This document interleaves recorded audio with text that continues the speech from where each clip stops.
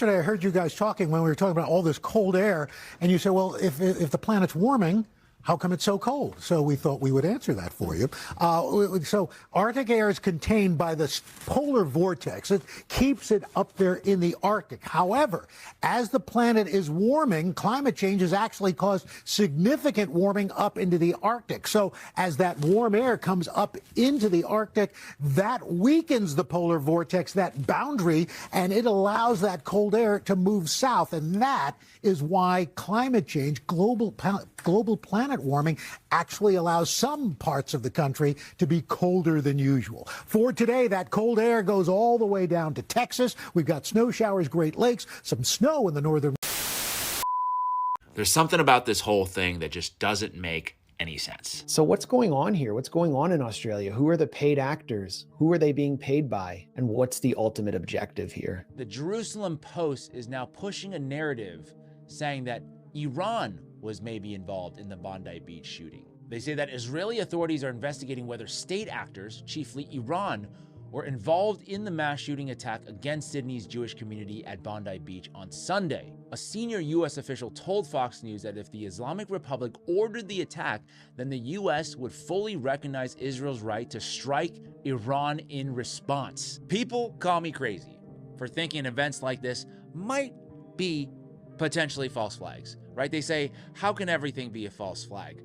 But if the first response from Israel and the United States is to say, let's bomb Iran, I think it would be somewhat journalistic malpractice not to investigate that possibility. This is from the Times of Israel, 19th of August, 2025. Quote, in a scathing letter, Netanyahu gives Australian Prime Minister until Rosh Hashanah to act against anti-Semitism. Or else what? I wrote, your call for a Palestinian state pours full fuel on the anti-Semitic fire. Is this what it's all about? Do they actually care about anti-Semitism? Or is this just about the fact that earlier this year, the government of Australia recognized Palestine as an independent state? I posted this earlier today. Naveed Akram, one of the alleged shooters in the Bondi Beach attack, was searched in Israel on December 9th. You could see right here the massive spike today once the news broke of the horrific shooting. But if you rewind a couple of days or a few days, December 9th at 4 a.m., there were some pretty significant spikes or search traffic for one Naveed Akram. On that note, where is the police? There is a police station, the Bondi police station, situated literally 1 block away from the shooting. For 20 minutes, they shoot, change magazine and just shoot. Would this not be like the worst place to do an attack like this? Could there have been a potential stand down order? I don't know. But something that we do know is that the Mossad is now evidently getting involved. Allegedly, Mossad sent warnings to Australia about anti-Semitic terror attack risks. Like, why is the Mossad getting involved in this? You know, it's kind of like right after Charlie Kirk was assassinated and Netanyahu came out and said, no, this definitely wasn't us. And then the ex-head of Mossad came out, oh no, we don't assassinate anybody. It's like, well, who the hell was asking you guys? Why are you getting involved in the action? Nobody said anything about you guys until you did. Last year, 6 million people bought a refrigerator 1 year too soon. Introducing the new refrigerator from Maytag. Buy one now, and if it stops working before the year 2000, we'll buy it back. See your Maytag dealer for details. See a Maytag repairman in our commercials. The new refrigerator from Maytag. The dependability people. I just don't understand why Americans at one point were convinced that they didn't have any type of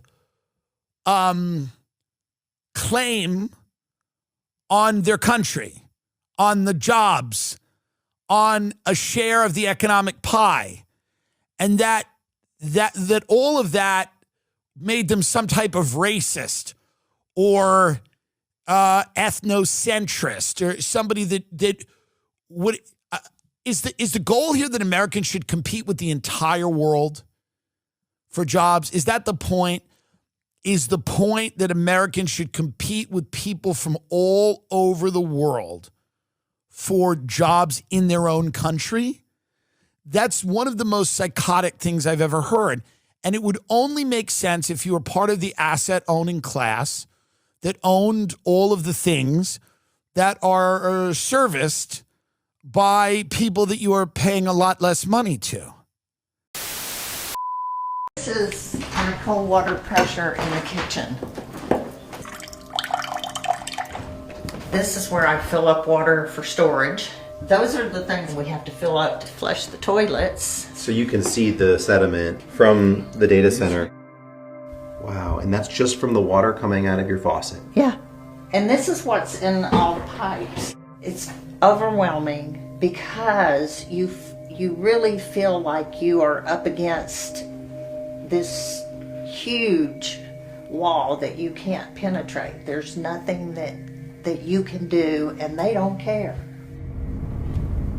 I'm here in Mansfield, Georgia, driving by Meta's new 2 million square foot data center facility.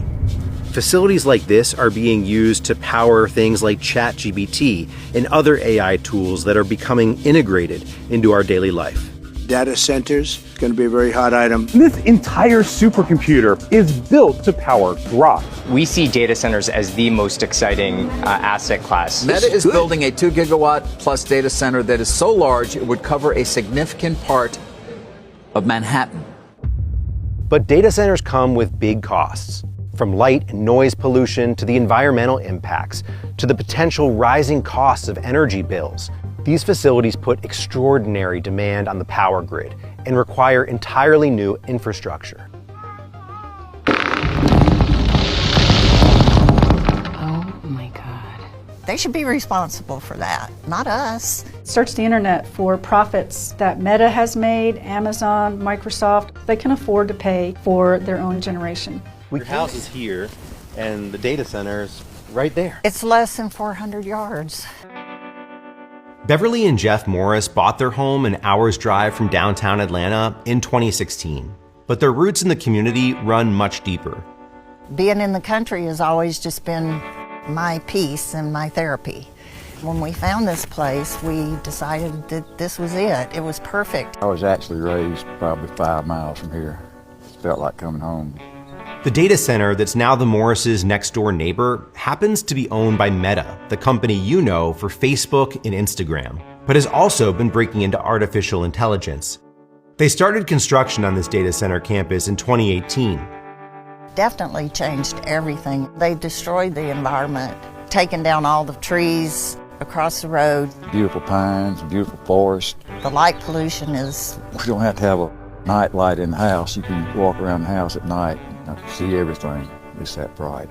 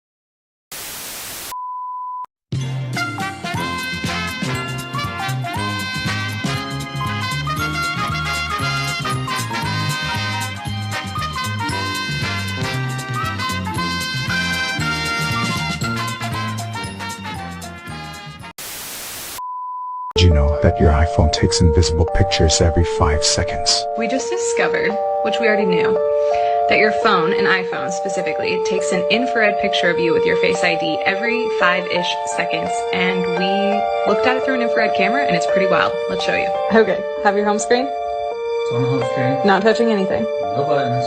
Okay, infrared lens on the camera. Boom, there was 1. 2. That's so wild. Okay, cover the camera. Okay. Oh, there was another one. Okay. Nothing. Oh, it's trying. It's taking pictures of your finger. Okay, move your finger. Ready? Boom. Wild. The podcaster Candace Owens, okay? At one time, a friend of Charlie's. At one time, an employee of Turning Point. She has been one of the main peddlers of these conspiracies, and she is making a huge amount of money on it. She is building her business off of these lies. What do you want to say to her and the other people that are putting these lies out into the world right now? Stop. That's it. That's all I have to say. Stop.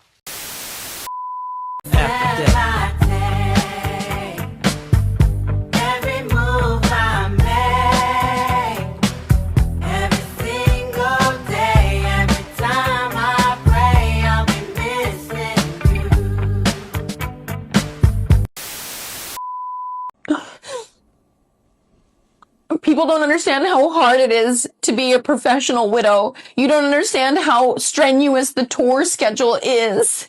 And I need everyone to know how sad I am. I'm so sad all the time. You know, I miss the little things. So many things about Charlie were little that I miss. But the thing I miss the most of all is when you come home on a Friday night, Shabbat Shalom, Israel. Daddy's home, and he put his phone and his keys in the junk drawer, and it would just be all us. It'd just be all us. I just want to encourage people. Don't argue with your spouses. Don't let men get away with anything except the absolute bare minimum of them. I always told him, you know, I will always have a place for you at home. There's always going to be dinner for you on the table. And if it's cold, I'll reheat it. Don't even worry about it, baby. I am such a good wife. And I'm so sad. But I make a great wife.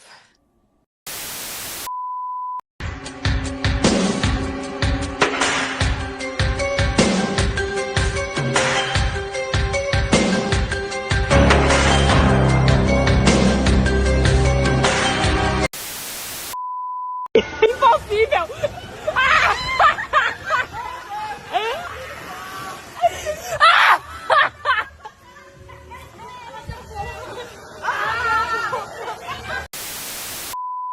So this teenager just exposed Apple's biggest lie about AirPods. So you bought AirPods for your Android phone, right? And half the features just vanished. Apple told you it's because of hardware limitations, except that's completely BS. A 16-year-old named Kavish Tiwar from India just proved it. He built LibriPods. It's kind of embarrassing for Apple. See, Kavish reverse engineered their entire ecosystem. Noise cancellation works perfectly on Android now. Conversational awareness, that too. Even that fancy special audio everyone raves about. Turns out your Android could handle it all along. But here's where it gets actually infuriating. You know, certain countries can't access AirPods hearing aid features. Apple literally tells people with hearing loss, sorry, not supported in your region. Like what? You're blocking accessibility features based on geography? Well, this library fixes that too. The technical stuff is insane. This kid decoded Apple's protocols, cracked their authentication, then reboot everything as open source. Sure, you need root access for full functionality. Not ideal, I know, but considering a high schooler just dismantled years of corporate gatekeeping, small price. What kills me is this proves these exclusive features are just software locks. Apple could enable them tomorrow. They just won't. The entire code base is on GitHub, completely free. Anyone can contribute. Makes you wonder what other hardware limitations are actually just corporate decisions, doesn't it? Welcome to the Independent Review, a weekly podcast where we bring you the latest from the world of independent journalism. Do you think that I could get some chicken? Maybe get a little finger sticky. You might let you cool a lip bone flavor. I got to do you to the next zone, save ya. Can I get a little zip? Looky. Maybe just a little nookie. And what you say? It doesn't matter. anyway. You will do another, but you here with me. She got the power, with the hoochie. I got the fever for the flavor of the Gucci. Until I mention, pay attention. Pull it to the booty to the nudie dimension. Got the green coat under my car. With the boom boom, sitting with the different fun. Oh, baby, hey, hey, hey. Oh, pretty, pretty shy. Whoa, whoa, whoa, hey, hey, hey. Oh, pretty, pretty fly. Whoa, whoa. What do I have to say to get inside, girl? What do I have to say? Whoa, whoa, whoa, whoa. Can I get a little yum yum, kitty kitty? Just a little something something, itty bitty. Do you wanna get triple X groovy? Give me some of that kind of movie. And let me spin you like a red kid, wiggy wiggy. Let me get your butt naked, leggy leggy. Here we go, your hips stop scenario. Gonna strip you down like a cow in a barrio. She got the power, with the hoochie. I got the fever for the flavor of the Gucci. I feel loving, dirty bitch, I'm player. No me don't see the sexy boogie man slayer. Got the green coat under my car. With the boom boom, sit the you can get ready for. Oh hey hey hey hey. Oh pretty pretty shy. Whoa whoa whoa hey hey hey hey. Oh pretty pretty fly. Whoa whoa. What do I have to say to get inside, girl? What do I have to say? I got the fever for the flavor of a Gucci. You hit my mama hoochie. I got the fever for the flavor of a Gucci. You hit my mama hoochie. Whoa, whoa, whoa, whoa, whoa, whoa,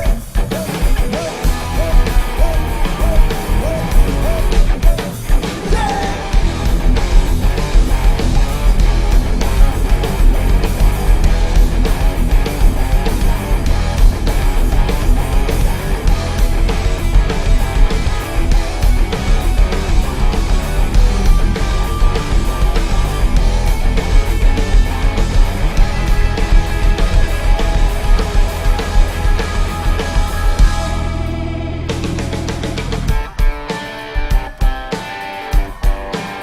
Turn up.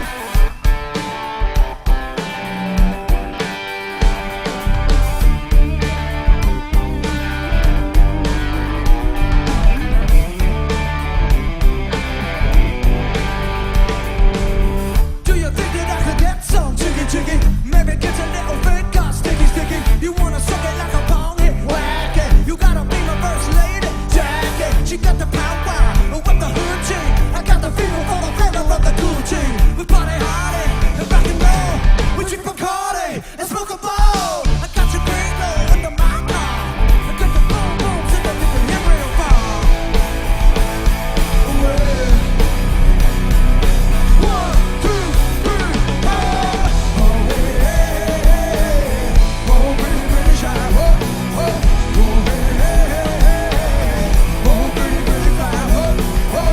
What do I have to say to get inside, girl? What do I have to say?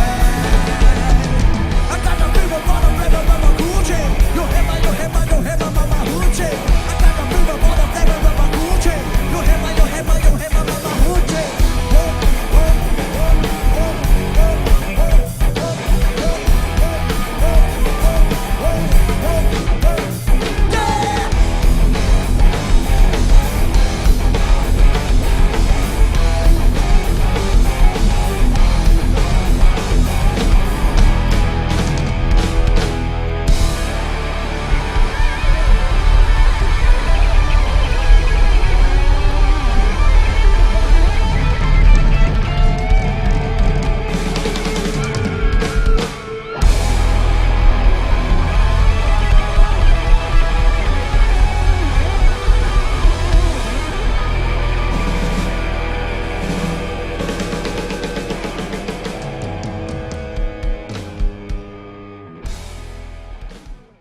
Welcome to the Independent Review, live on AM Wake Up on Odyssey, Rumble, Substack, and the Indie News Network on Twitter. Let's jump right into this first clip from Dave DeCamp of antiwarnews.com.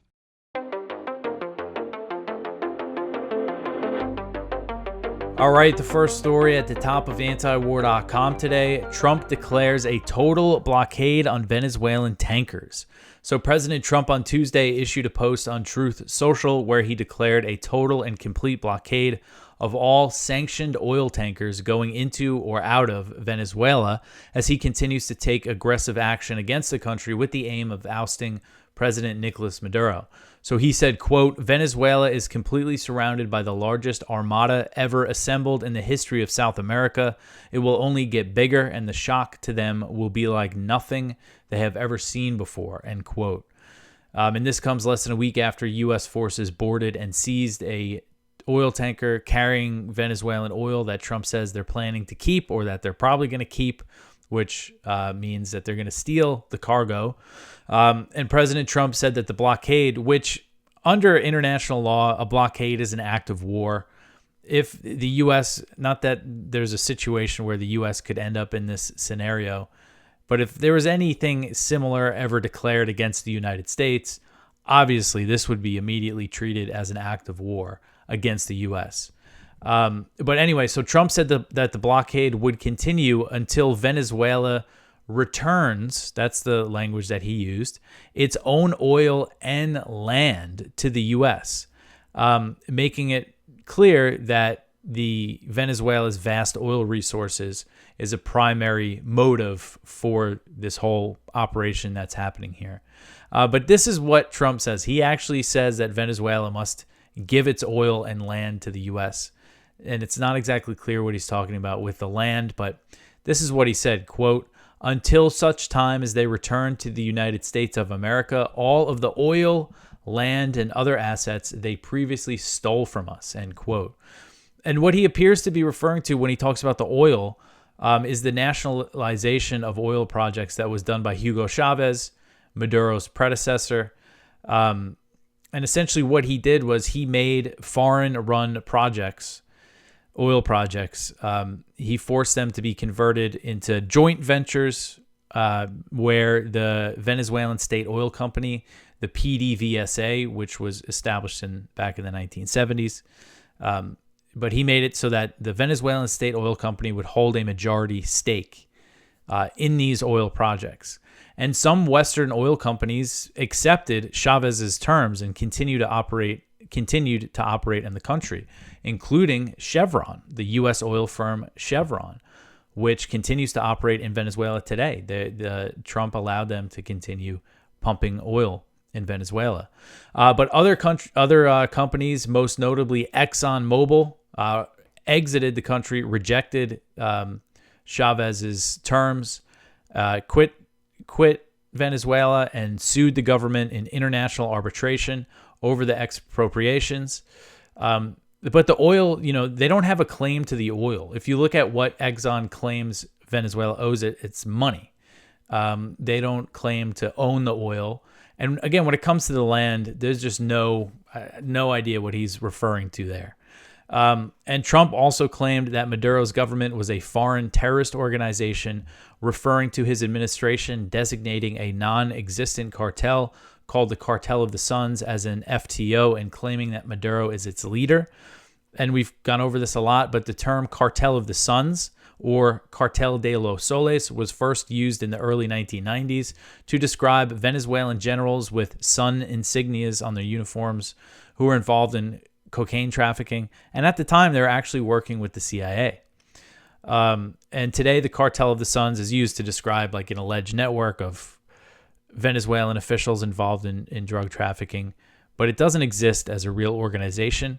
Despite this reality, the Trump administration is using this as a pretext potentially to launch a war against Venezuela.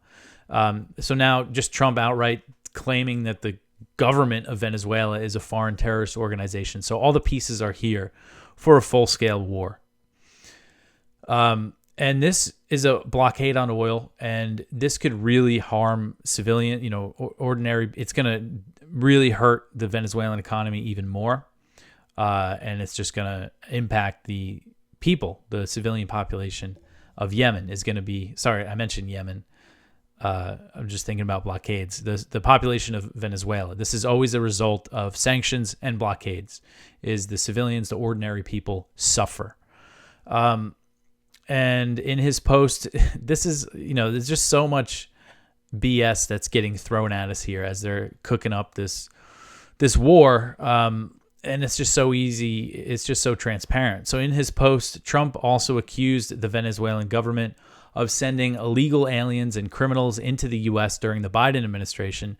But he also acknowledges in the same sentence that Maduro's government is cooperating on the deportations by saying that the people who came into the U.S. from Venezuela are being returned to Venezuela at a rapid pace. And there's been a lot of the deportation flights have continued. And so, one thing we talk about a lot is, the potential, are they trying to provoke Venezuela to get them to do something and then say, aha, and launch an attack? I think that's a possibility here. But it's just a huge escalation, an act of war, and it's really just the dumbest war propaganda that's getting thrown at us here. And the next one here, the U.S. blows up 3 more boats in the Eastern Pacific, so they continue the bombing campaign against boats. U.S. Southern Command announced on Monday that its forces bombed 3 more alleged drug-running boats in the Eastern Pacific Ocean as the Trump administration continues the extrajudicial executions at sea amid increasing scrutiny of the bombing campaign. So Southcom claimed, without providing any evidence, as usual, that the boats were engaged in narco-trafficking. And it said that the 3 strikes killed a total of 8 narco-terrorists, which is the new term that they use to justify executing people, without showing any evidence for a crime that does not receive the death penalty in the U.S. And according to numbers released by the Trump administration, the attack brings the total number of people killed in the bombing campaign, murdered in the bombing campaign, to 95. And so far, 25 strikes have been launched and 26 boats have been destroyed, including 11 in the Caribbean near Venezuela, where the strikes started, and 15 now in the Eastern Pacific. So the next one here, Trump's chief of staff says Venezuela regime change is the goal of boat strikes. So White House chief of staff Susie Wiles, a lot of attention on her on Tuesday when Vanity Fair published this big report, 2-part report, based on 11 interviews with her, where she spoke candidly about a lot of things in the Trump administration. And one of the things that she said was that suggested was that the goal of the U.S. bombing campaign against alleged drug boats was regime change in Venezuela. And so she discussed Trump's Venezuela strategy in an interview with Vanity Fair reporter Chris Whipple on November 2nd, 2025. She said, quote, "He wants to keep on blowing up boats until Maduro cries uncle. And people way smarter than me on that say that he will," end quote. So I think this quote is very revealing for a couple reasons. One is, again, because if we look at the boat bombing campaign, it started right off the coast of Venezuela. That's where all the strikes were focused until toward the end of October, when they started hitting boats in the Eastern Pacific. And I think that they started doing that, actually, I suspect, in response to the criticism that boats off the coast of Venezuela, first off, it's not fentanyl. And the idea that they're bringing drugs to the U.S. on these little fishing boats from Venezuela is just not true. They're not capable of making that long journey. And so I think that's part of the reason why it expanded to the Eastern Pacific, when in the beginning it seemed very clear that the goal was to oust Maduro, as Wiles is saying here. And then another thing about it is she says, people way smarter than me on that say that he will. And as we've been talking about, when it comes to this push for regime change in Venezuela, I do think it's been like, all right, this is what we're going to do. We're going to deploy all these ships. We're going to place, designate cartels as terrorist organizations. And it's going to, we're going to increase the bounty on Maduro. It's going to really turn the heat up. And then he's going to step down. You'll see. And then they said, all right, we're going to start blowing up boats. And that's going to do it. This pressure, send more military assets, and that's going to do it. And that didn't do it either. And now they're seizing oil tankers and declaring a blockade. And these same people are probably saying, all right, this is it. This is the thing that's going to lead to Maduro's downfall. These are the same people that are probably saying, once Maduro's out, our people get in. It's going to go great. Don't worry about it. As if history hasn't shown us something else when regime changes happen and how they destabilize countries. And she also defended the whole bombing campaign, kind of the typical talking points from the Trump administration. All right, so the next one here, Trump associate wants to build U.S. base in Israel. So a friend of President Trump who owns a U.S. construction firm is seeking to be involved in the building of a potential U.S. military base in southern Israel that could cost $600 million, according to a report in the Israeli newspaper Haaretz. Israeli media first reported last month on the plans for the U.S. to build a base on the Gaza border that would house thousands of U.S. and international troops tasked with maintaining the Gaza ceasefire. At this point, it's unclear if what's being called the International Stabilization Force will come together, since, as we've been covering, the countries are hesitant to be involved. They don't want to fight Hamas on behalf of Israel. But this report from Haaretz suggests that steps are being taken moving toward the U.S. actually building a base on the Gaza border in southern Israel. And the report estimated that it'll be about $600 million. And it said that the U.S. base is expected to generate revenues worth billions of shekels for whoever builds it, and that there are already parties positioning themselves to profit from it, including the Disaster Management Group, or DMG, which is a Florida-based firm that specializes in the construction and operation of temporary facilities. DMG is owned by a guy named Nathan Albers, who is close to President Trump, a frequent visitor to Mar-a-Lago. The Haaretz report said that an official in Israel's Minister of Diaspora Affairs approached the Israel Land Authority, or ILA, to arrange a meeting between senior ILA officials and DMG representatives. The meeting was scheduled for December 8th, and a jet registered in Albers' name landed in Israel on that day on a direct flight from Miami and left 2 days later. So it suggests that the meeting did happen. And Albers' company has benefited from other Trump administration policies. They're involved in a $1.3 billion project to build a big tent city in Texas for migrant detention. The potential U.S. base in Israel is expected to be very large. The Haaretz report says that Israeli figures involved in food imports have already been contacted by representatives of American companies regarding the feasibility and cost of feeding 10,000 soldiers who would be permanently stationed at the base. So again, the ball is rolling on building this base. There was really one report or two reports in Israeli media about it. The Trump administration did that thing where they denied it, but they didn't actually deny it in the statements. You know, the kind of they put out these statements that kind of contradict each other. But in Israel, and you have American companies, you know, interested in trying to make some money off this. And another thing that the Haaretz report suggested is that the base could potentially be built inside Gaza. The report said that the approach to the ILA underscores the broader questions that would arise if a decision is made to move forward with the base, whether it would be built within Israel's sovereign territory or inside the Gaza Strip beyond the yellow line under IDF control. And the U.S. has already established a small base in southern Israel known as the Civil Military Coordination Center, the CMCC, where it has deployed about 200 troops to oversee the Gaza ceasefire, which Israel continues to violate by launching attacks against Palestinians and maintaining restrictions on aid entering the Strip. So something to keep an eye on is this potential construction of a U.S. military base, large U.S. military base, potentially in Gaza, which that would just be completely crazy. Now, we take a look at this clip from the Independent Media Alliance panel discussion.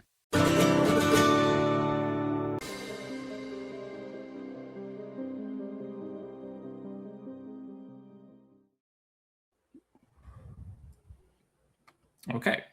Hello, everybody. Merry Christmas. This is the 14th or maybe 15th IMA panel, and we're doing a live Q&A with questions sent in from our collective audiences. I'm not sure if anyone has question that everybody wants to get off of their chest, or a Merry Christmas they want to say before we get started? I just want to thank you, Kit, for setting Merry this up. Christmas. I love the idea of a Q&A. Okay. Well, I do have one question, which was And my Merry favorite Christmas. Apparently there's a delay. Okay. Oh, man. I have one question that was sent in. This is my favorite question, which I think will be a good thing to get us started, and then we can go as feels right, basically. It was sent in by Kim B. And she says, with all the problems facing us right now, if you could Christmas wish one thing away that would make everything else easier, what would it be? And I think that's a good question. I'll start, maybe. The algorithm. Well, actually, we should discuss this. Okay. I mean, you can jump in. Yeah, wherever. I just wanted to bring it up because we had our last chat, I think, with a digital ID, right? And about our lines in the sand. And right. in my gated community, they installed a biometric exit and entry system. And I'm moving next month. Merry Christmas. So Merry Christmas to like how fast things have come. So anyway. Wow. Well, good on you, man. Put your money where your mouth is, right? I mean, seriously, that's but biometric entry exit, that's a huge step. That's wild. Yeah. I would say just to get in your house. Yeah. To get into your neighborhood. That's wild. Yeah. I would just say in general, I mean, I kind of laugh when you ask the question because I mean, I think people who watch your audience is probably like, man, there's probably like one of three things that they're all going to probably say. I mean, I think quite obviously the direction, I mean, maybe I don't want to make it just like technological development because I think that's a little bit overzealous and irrational, but in general, like the direction of the technocratic control, like to be able to just somehow stop this rapid, like I'm going to post an interview today I had with 7 Seas yesterday about the, what we're seeing this 6G step. By the way, Derek wrote an article I'll put up today on that as well. And the what that will cause. We were discussing like the potential to like mesh human bodies with nanotechnology. And it's just like that. It just terrifies me. How do you stop something like that? So to me, it would be to somehow just put an end immediately to all the stuff that goes in that direction for the sense of control of the human population. Blade Runners. And I'll throw it to you. Yeah, which way are we going? Are we going round it? Whoever's up.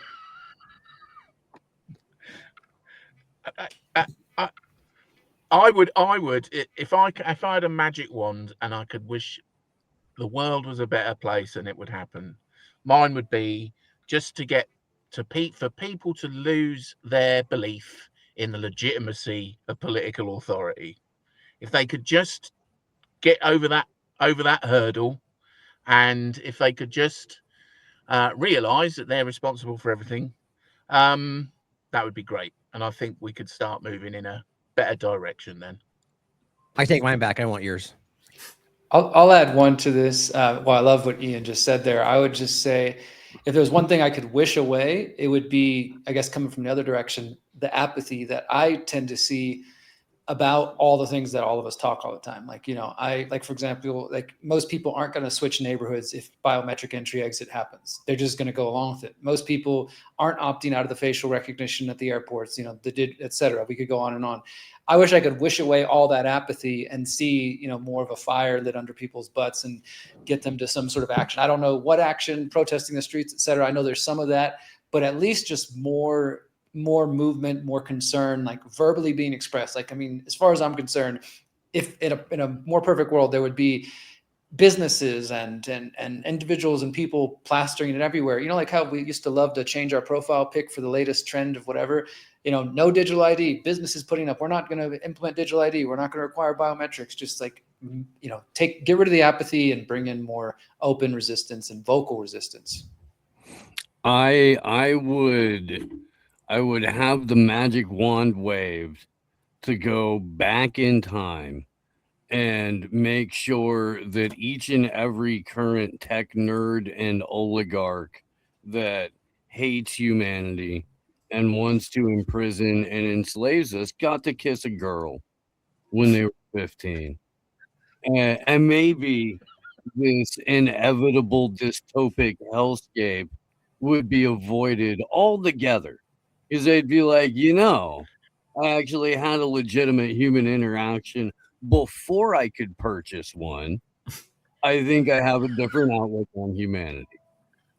You can definitely purchase kissing girls. Yeah, absolutely. Absolutely. Is that everybody? Is everybody Yeah, done? but it's better when you don't, isn't it? So clearly Ian's got quite a delay, so we can just remember that for going forward. That's like a 30-second delay. But I mean, Ian, what you said, I just want to add, it's like, when I was juggling my thoughts right there about the few things, one of them was obviously like, like kind of what the reverse of Derek or what you were saying, like just completely just allow everyone to see the lie of government, or maybe even just no longer believe the lie that government has authority. And I went with the other because it's just so pressing. But when you really think about it, if everybody just stopped believing in the authority of government, none of these things would be happening. At least I would think so. So I think that was probably the one that makes the most sense to me. I appreciate that one.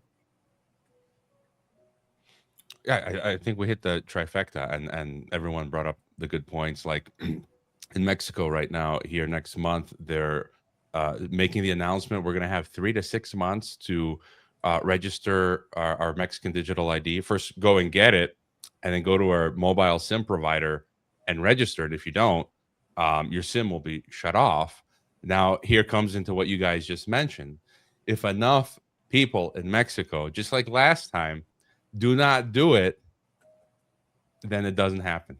So I love an article, really quickly, Derek, an article you wrote about a little town that basically just decided to no longer comply with the government. And then I don't know if that still exists, but that's everyone do that. It's definitely still exists. Yeah, I was just I'll chime in there, not to take us too far down that road, but yeah, I'm here in Mexico with you, brother, and I'm working on that. I know we talked about it privately. I definitely want to collaborate with you on it. I've been connecting with some some Mexican groups like the Network for Digital Human Rights, and there's one or two of them. Article 19 is another, who are actually trying to. Most of them, they're filing amparos, they're filing like lawsuits basically to try to stop it.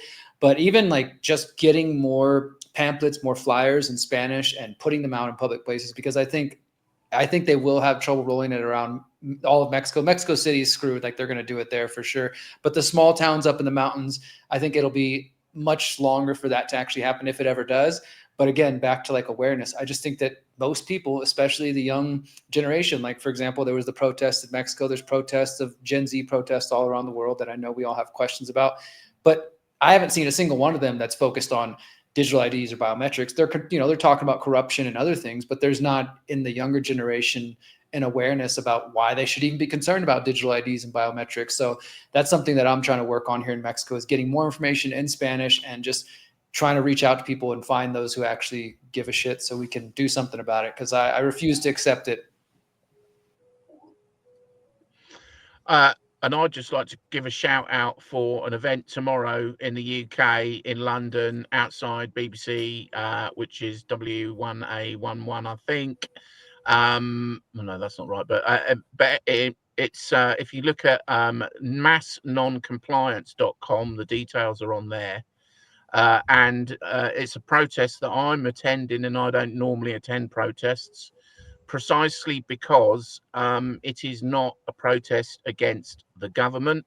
It is a protest to encourage mass non-compliance for the rollout of digital ID in the UK. So if you're in the UK and available to go and can go, please do attend that, because it's important that, as Derek was just saying, that, and Havoye was saying as well, that we do not comply with this, because that's our first line of defense.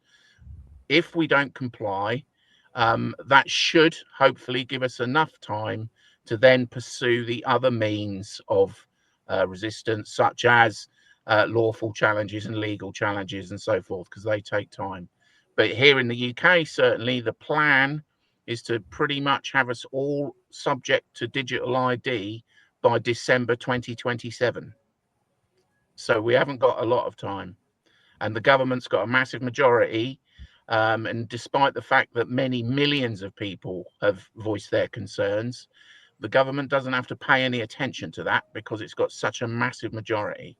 So, we really need to, mass non-compliance is our only, is our first line of defense in the UK at the moment. That'd be a nice Christmas gift, wouldn't it? Next, We have this clip from Macroaggressions with host Charlie Robinson. I'm going to talk a little bit about where we are in terms of World War III, or as Alex Jones says, we're in World War IV. But it kind of makes me ask questions. I was, had Doc Malik on here, and he and I become friends recently, and real good guy. And he had me on his show, and we were talking about what World War III would look like, and also history, the history of looking back on World War II and World War I. And then you say, well, World War I started with the assassination of Archduke Franz Ferdinand, and it was this and that. And you go, okay, well, maybe. I mean, so much of the history I've learned is total horseshit that I can't take anything at face value anymore. So the reason that World War II started is said to be this, okay, if you say so. And the reason World War I started was this, and I go, all right, sure. But I don't take it as the truth, because I have learned over time that history, as they say, is written by the victors. It's written in a way that is unrecognizable from reality. And I wonder if World War I didn't start 6 months earlier or a year earlier. I mean, who's to say? Is there somebody out there with a stopwatch and a calendar and says, this is the date? This is when it all officially started. There wasn't anything that led up to the assassination of Archduke Franz Ferdinand. There wasn't other stuff going on. I mean, what about that other stuff that created the context and the environment in which someone would need to murder this man and then kicks off all the other components? And again, this wasn't like 10 countries ganged up on 4 other countries. It starts small. It starts as a regional skirmish, and then it turns into something else, in part because of treaties and alliances and the relationship that one country has with a neighboring country. Hey, if we get invaded, you got to help us out. Like, we got to sign something. If you get invaded, I'll get your back. And if I get invaded, you got to get my back, right? And we have this treaty between these two countries, and somebody gets invaded, right? And so it's like, hey, buddy, I'm getting invaded here. I need your help. Remember that thing that we signed? So now that country's in. So now it's but then that other country says, well, listen, we got to get our friends too. It turns into a gang war. It starts with a fight between 2 people, and the next thing you know, it's 10 people. So this is how it can happen. It's how it happened in World War I. And I have questions about this, because I start to think that maybe the World War III, like the silent war, is already underway. And maybe World War III isn't going to look like the other 2 wars. Trench warfare and the mustard gas of World War I, and then that turned into the beaches of northern France and German pillboxes and things like that. But everything's changed. I mean, the world in the early 1900s for World War I and the world in the late 1930s and early 1940s for World War II, not too different. Advances, of course, as you would expect, and over the course of 20 years in the aftermath, but not unrecognizable. I think the difference between where we are now and what was happening in World War II is tough to compare, because so much has changed.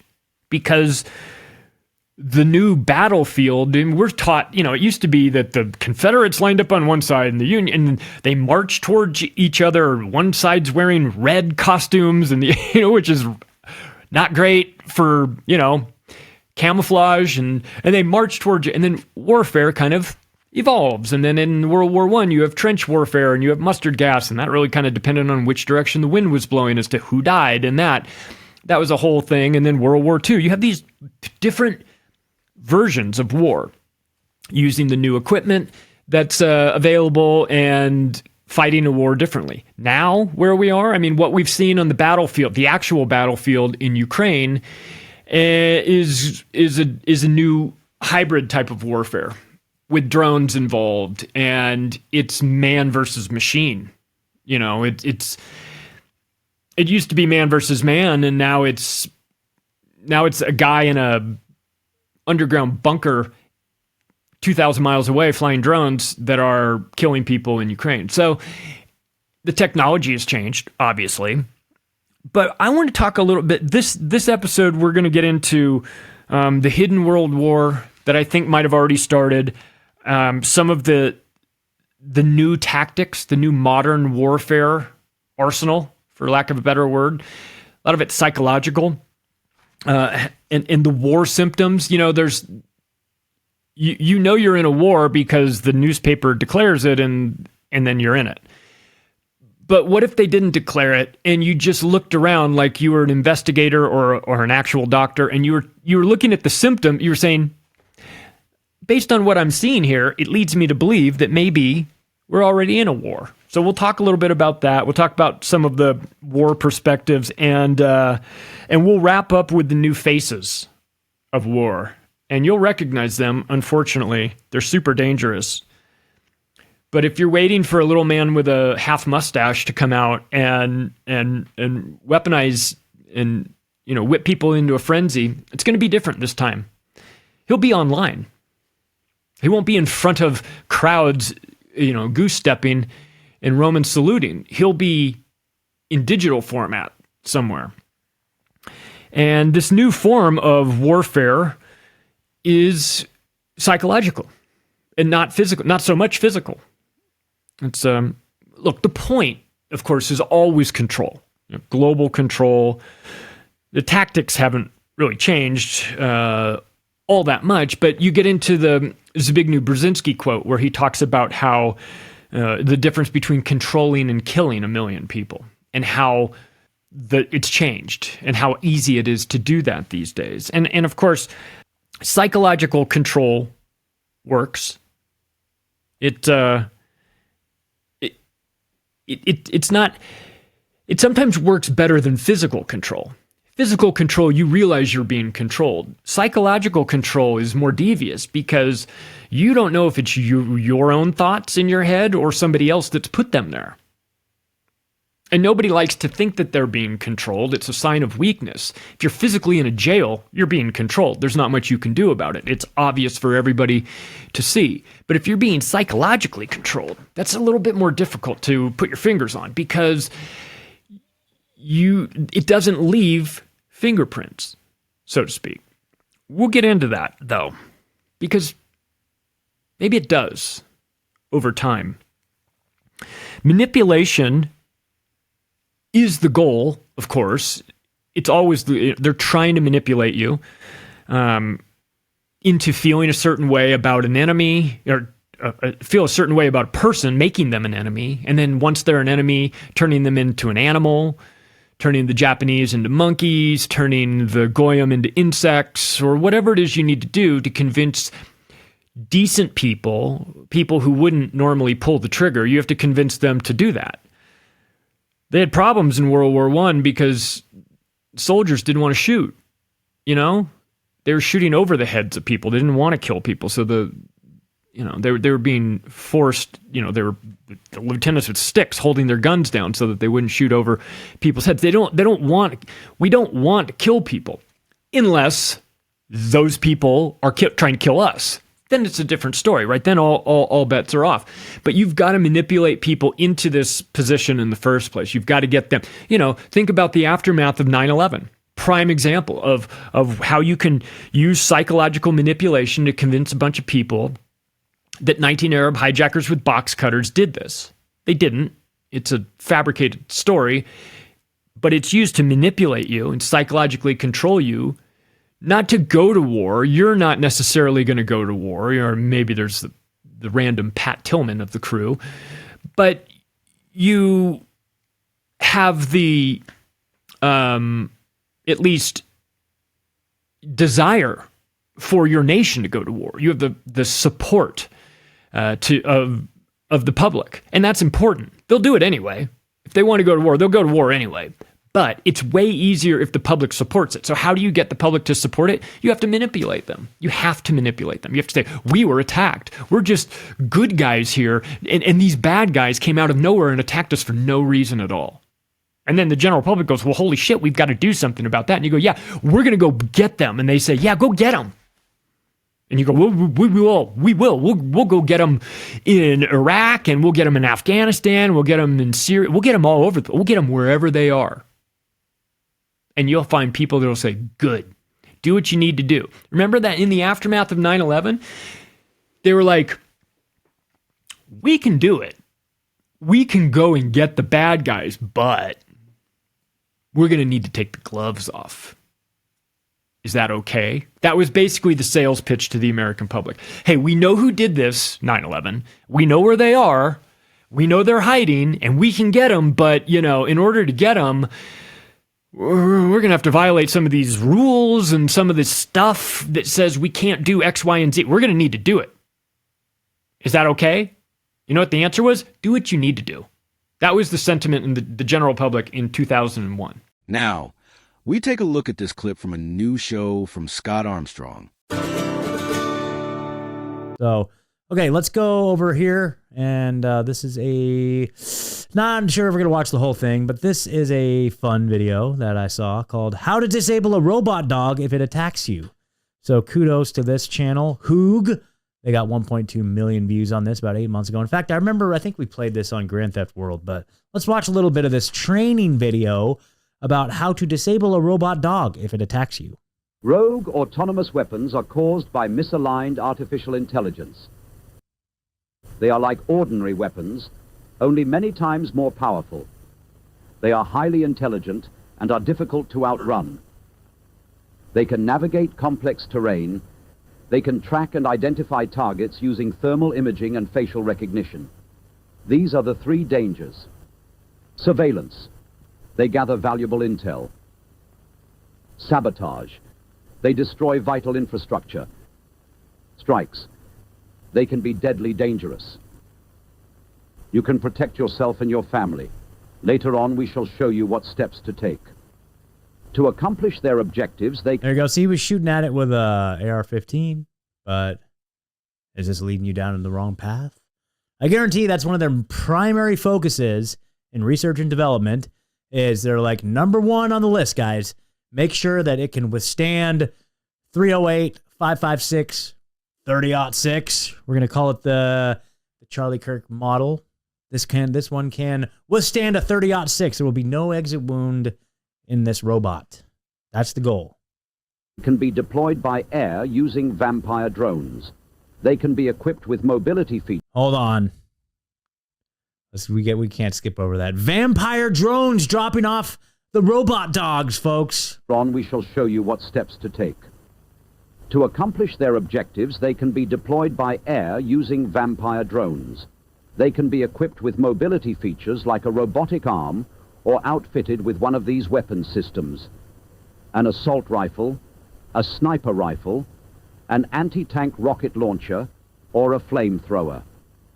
Although they hunt alone, they can also be deployed. I mean, kind of.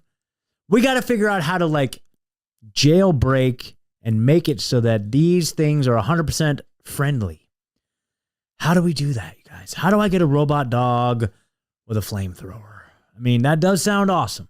I'm not going to lie. I am going to... but see, then I'd be vulnerable for my own robot dog. See, Margot would never turn on me. She's laying there, enjoying the day. She would never turn on me. How do we infuse the robot dog with the same loyalty that Margot has? I don't know. I don't know if that's possible, but I do want a robot dog with a flamethrower. Deployed in a pack for maximum damage. This is called a swarm. A swarm can communicate and coordinate to achieve its objective: killing sentient life. If you are being attacked by quadrupedal autonomous agents, these are the sounds Quadrupedal autonomous agents. That's great. I think this video's kind of satire.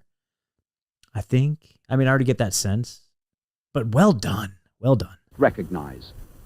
First, if an attack is coming, then you will hear the hum of drones in the sky. They sound like this.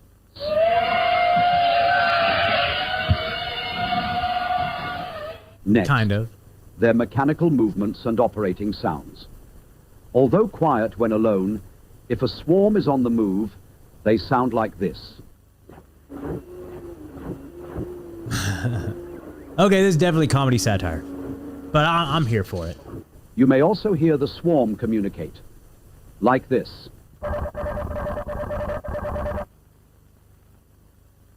The heat signature of a robot dog is the same as a rabbit's, making them difficult to detect with thermal imaging. But if it is dark, mounted optic lasers or glowing sensors can be seen with the naked eye. If you make visual contact with a robot dog in your neighborhood, please alert the authorities.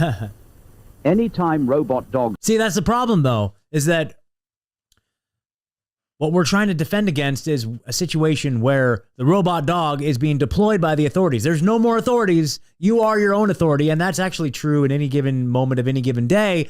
There is no authority over you. You are your own authority. You're the only one that can protect your freedom and your safety.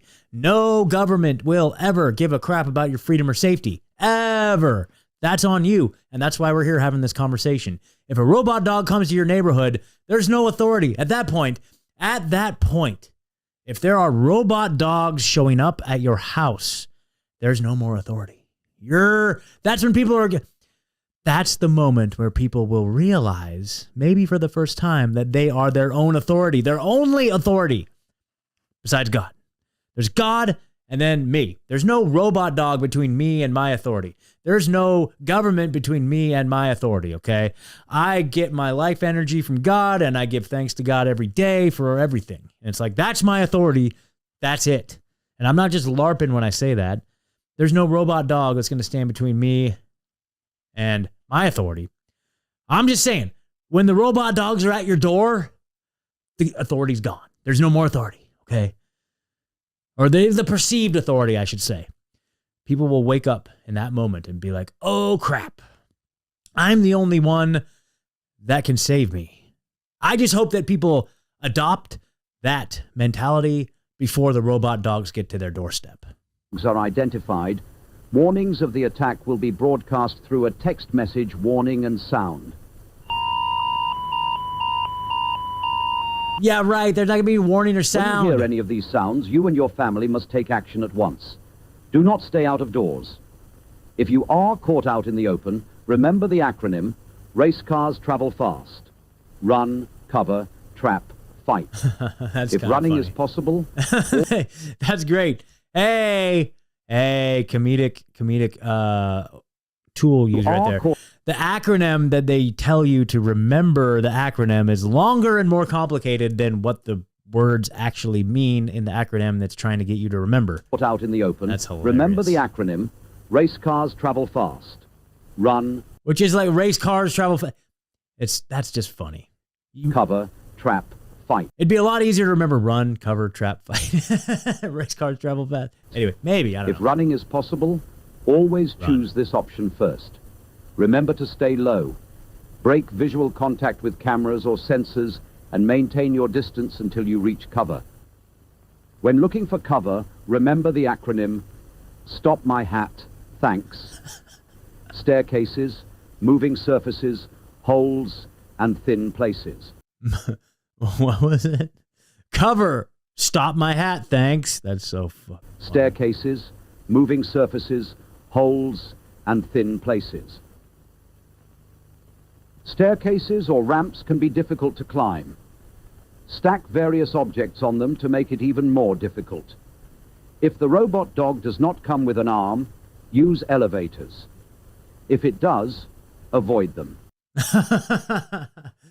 Oh, checklist. We're going to have a ooh, that'd be kind of fun. I'm going to write this down. Come up with a checklist on how to, when you're fleeing robot dogs, you got to come up with a checklist. Does it have arms? Yes. No. It's like a flow chart.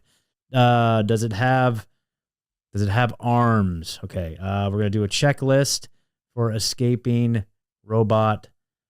Okay. This is hilarious. I might have to do a social media post on this. You guys saw it live on the air. Robot dog. Checklist for escaping robot dog. That's good. Does it have arms? Question mark. Okay. If possible, climb down holes with ropes or ladders. Lastly, create hard-to-follow paths by using tall, thin beams, like spanning the gap in a stairwell.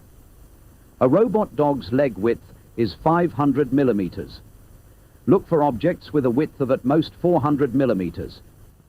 If you are caught out in the open... That's not bad advice. Of course, the checklist would be, does the robot have a 500 millimeter stance? I don't know. During a robot dog raid, find a safe house closest to you and barricade yourself inside.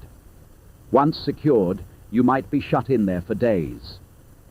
But the world goes on, and deadlines are looming.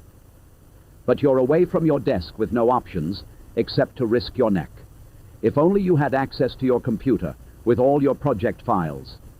With any desk, you can get back to work, no matter what situation you find yourself in. Is this a commercial? It lets you be able to move your mother to feel like ample. Oh, it is a commercial. That's hilarious. Job. See if the threat will pass. If it does not pass, that's hilarious. If you have created ample distance and have found cover, good job. See if the threat will pass. If it does not pass, you must trap it. Ooh. Now is the time. Now we're talking. Now we're in bot stoppers land. Trapping them damn robot dogs. Your anti-QRA survival pack. This mobile toolkit contains tools to help you trap, confuse, and evade your attacker. We will show you how to construct one. Yes! Never leave the house. Oh, I have to sell anti-robot. Okay, we're going to make a merch store. We're going to be selling anti-robot merch, baby. Let's check this out. Let's see what they recommend. Without some or all of these items. A balaclava and sunglasses to avoid targeted attacks through facial recognition. Flares to give off a bright heat signature that confuses thermal imaging. A small powder-based fire extinguisher to create a dust cloud that can cover sensors. Love it. And create a smoke screen. Genius. A high-powered LED light or laser to confuse camera and LiDAR sensors. A paintball gun or water balloons filled with paint to blind them. Nice. A sturdy paintball gun, baby. See, isn't that funny? Like a paintball gun might actually be more effective than a dang old AR-15. Tangle its limbs. Or a strong fishing magnet with a rope to snap to the dog's body. Ooh, I have one of those that I use, a neodymium magnet like that on a rope that I use for tool retrieval, because every now and then when you're working on a house, you drop a tool between the joists, and instead of crawling down into the crawl space, you just drop one of those. Or I've dropped them in the water too. That was my impetus for getting one of these. I dropped a pry bar in the water and actually stripped down, dove in the water, and got it. Had to dive about 6 feet down to get it. I was like, dang, I wish I had a magnet on a rope. Anyway, now I have one in my truck that I carry around on jobs. But anyway, apparently this is really powerful and good for a robot dog attack. Body and tie it down. Although effective, these tools are not... Although effective, not guaranteed to work. This video is hilarious. Well done. You guys, go subscribe. I'm going to give... You know what? I never subscribe to YouTube channels because they earned a subscribe. Go check out Hoog. They earned my subscription today. Not guaranteed to work. If you still cannot shake it off, use these distractions to make it to your primary safe zone. I'll even give them a thumbs up. They will likely follow you there. A safe zone is a location within your neighborhood or immediate surroundings that you are familiar with. Hold on. They will likely follow you there. Distractions to make it to your primary safe zone. Your primary safe zone. They will likely follow you there. A safe zone is a location within your neighborhood or immediate surroundings that you are familiar with. If possible, it contains access to fresh water and has amenable food stores inside or around the vicinity. It is important to note, no place is safer than any other. The risk is as great in the countryside as in the city. Although you might panic and try to move, we advise against this. You are just as safe in your home as anywhere else. No one will know where the safest place will be. In fact, you are far better off at home because it is the place you know and where you are known. If you move... Oh, that's all good advice. Yeah. There is no guarantee others will open their doors for you. I repeat, you are better off in your own home. During an attack, however, turn off heat sources like camp stoves and extinguish small cook fires. If you live in a house, a bungalow, or prefab, the safest place is the basement. If you do not have a basement, choose to stay in a room far away from the roof, outside walls, doors, and windows. Dogs armed with rocket launchers, flamethrowers, or assault rifles may be able to penetrate these, especially if they are working together in a... If you have a horde of rocket launcher robot dogs at your doorstep. See, that's why, okay, that's the whole point of this show. That is the point of the show. A year from now, we need to have an answer to that. Okay, this is episode 1 of Bot Stoppers. In the comments, let me know what you guys think. 1 year from now, this is a mission. We need to have a definitive answer. How do we stop an army of robot dogs with rocket launchers that are at your doorstep? If we cannot answer that question, then there's no point in doing this show. We will find a solution to that question, okay? Mark my words. We will. Stick around, folks. Stay on this journey with me because right now, we're all watching this befuddled, and everybody watching this video wouldn't know where to turn. That's the point of this show, is we're going to answer that question as to what we would do in the event of a whole pack of robot dogs with rocket launchers on their back at your door. We will be able to disable all of them. That's the answer we're looking for. Swarm. To make sure that they do not get inside, however, we suggest building some or all of these anti-QRA booby traps and obstacles around your safe zone. Slippery surfaces. Okay. It has difficulty walking and may fall on slippery surfaces. Nice. Look at that. Very remedial, very effective. A slippery surface at a 45-degree angle. They can't just walk over it. They'll be stuck outside. Genius. This is what I'm talking about. These are the solutions we need to root out. We need to come up with a very, just a very practical protocol for stuff like this. And you guys may think I'm crazy.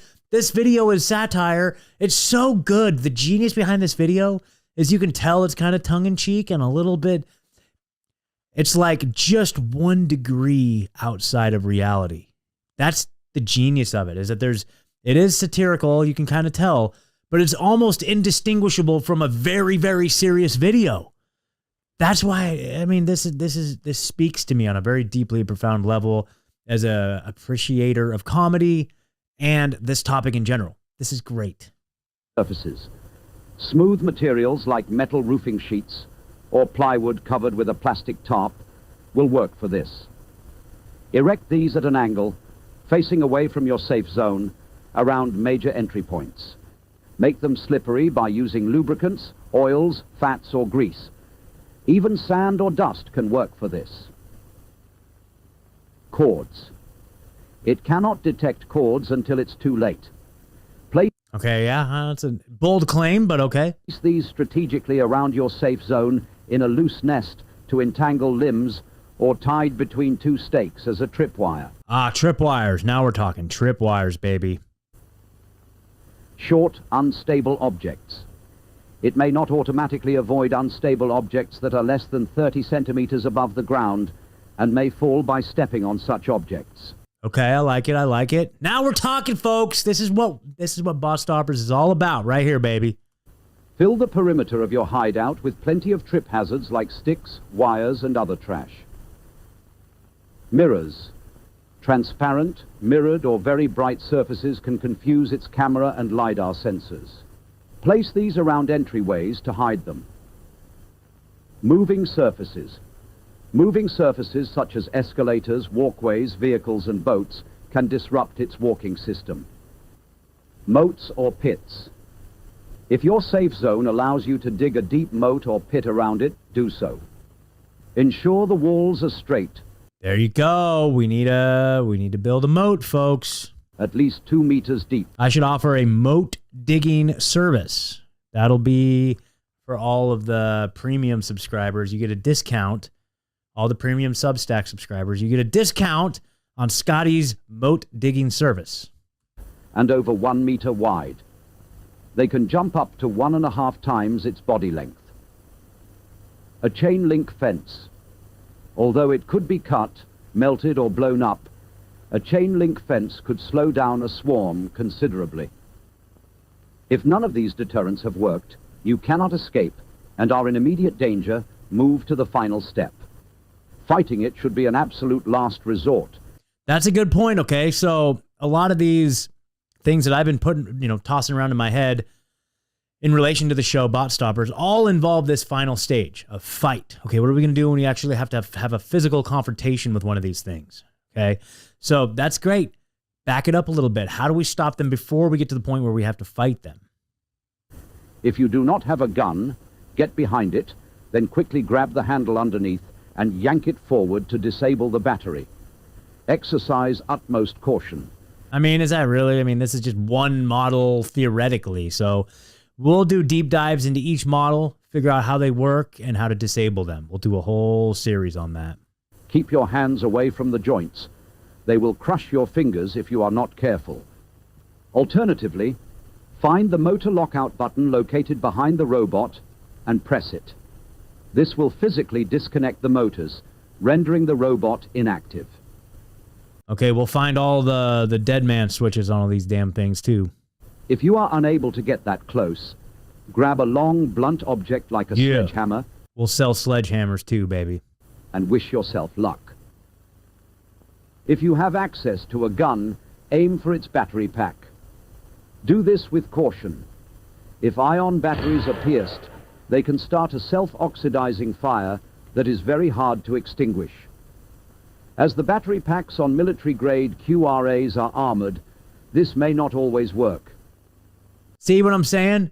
I think we've already, with these first-generation robots, we've already surpassed the ability to where conventional weapons are even possible as a means of self-defense. So we need bot stop. We need this conversation right now, guys. We need it.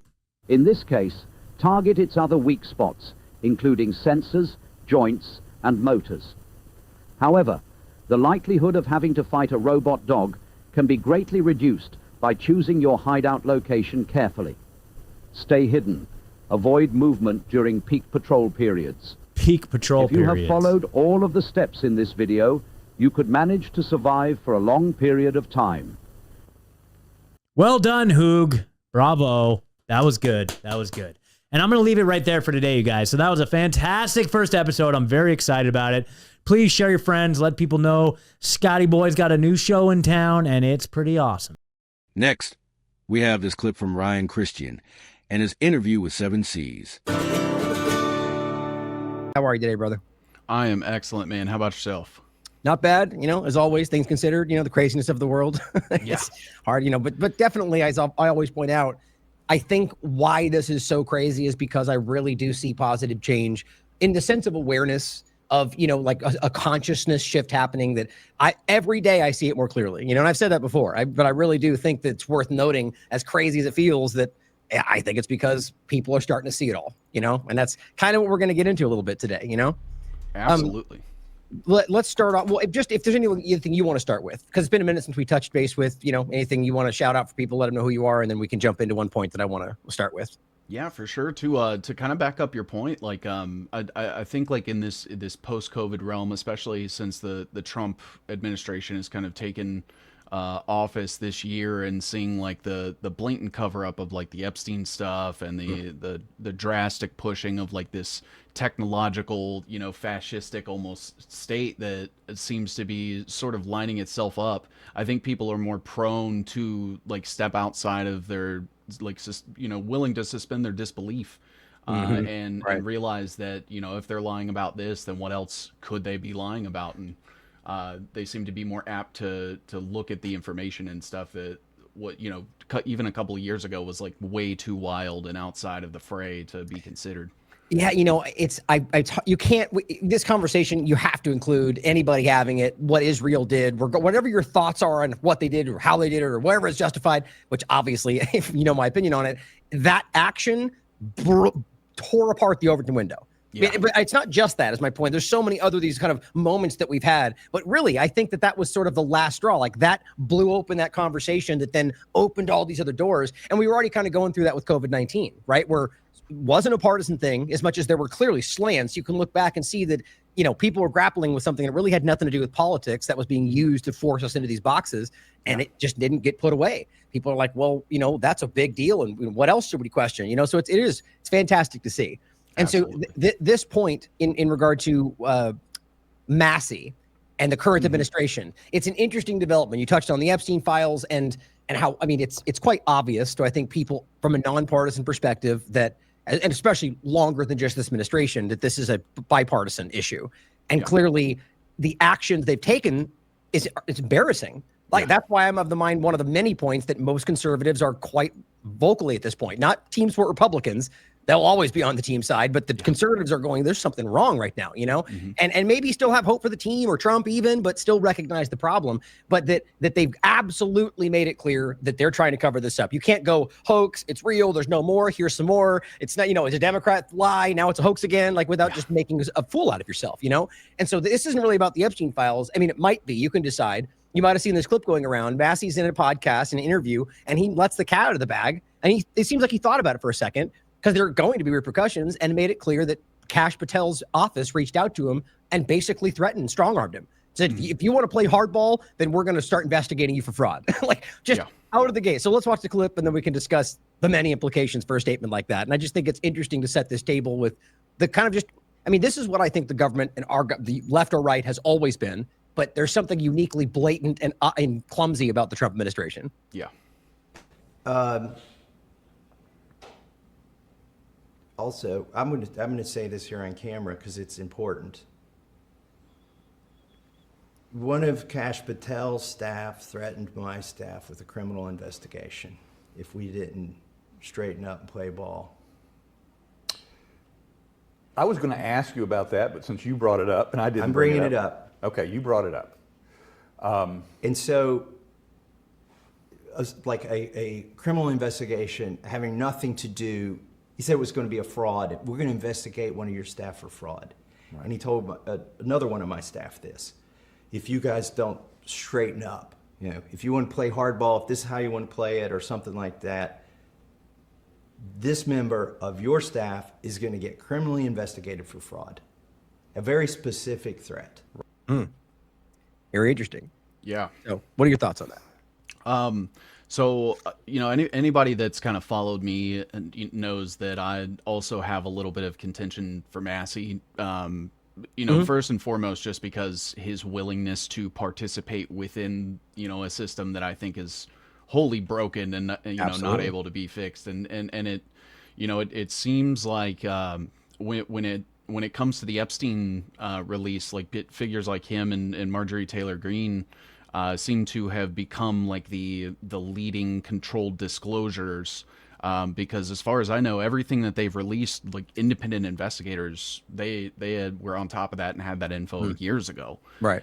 And so it's kind of difficult to, I guess, take him completely at face value, but it's also not outside of the realm of possibility to see Kash Patel do something like that. I was gonna say, which we never should, which we both discussed. You know, we should never blindly take any. It should be questioned. It should be investigated. You know, keep going though.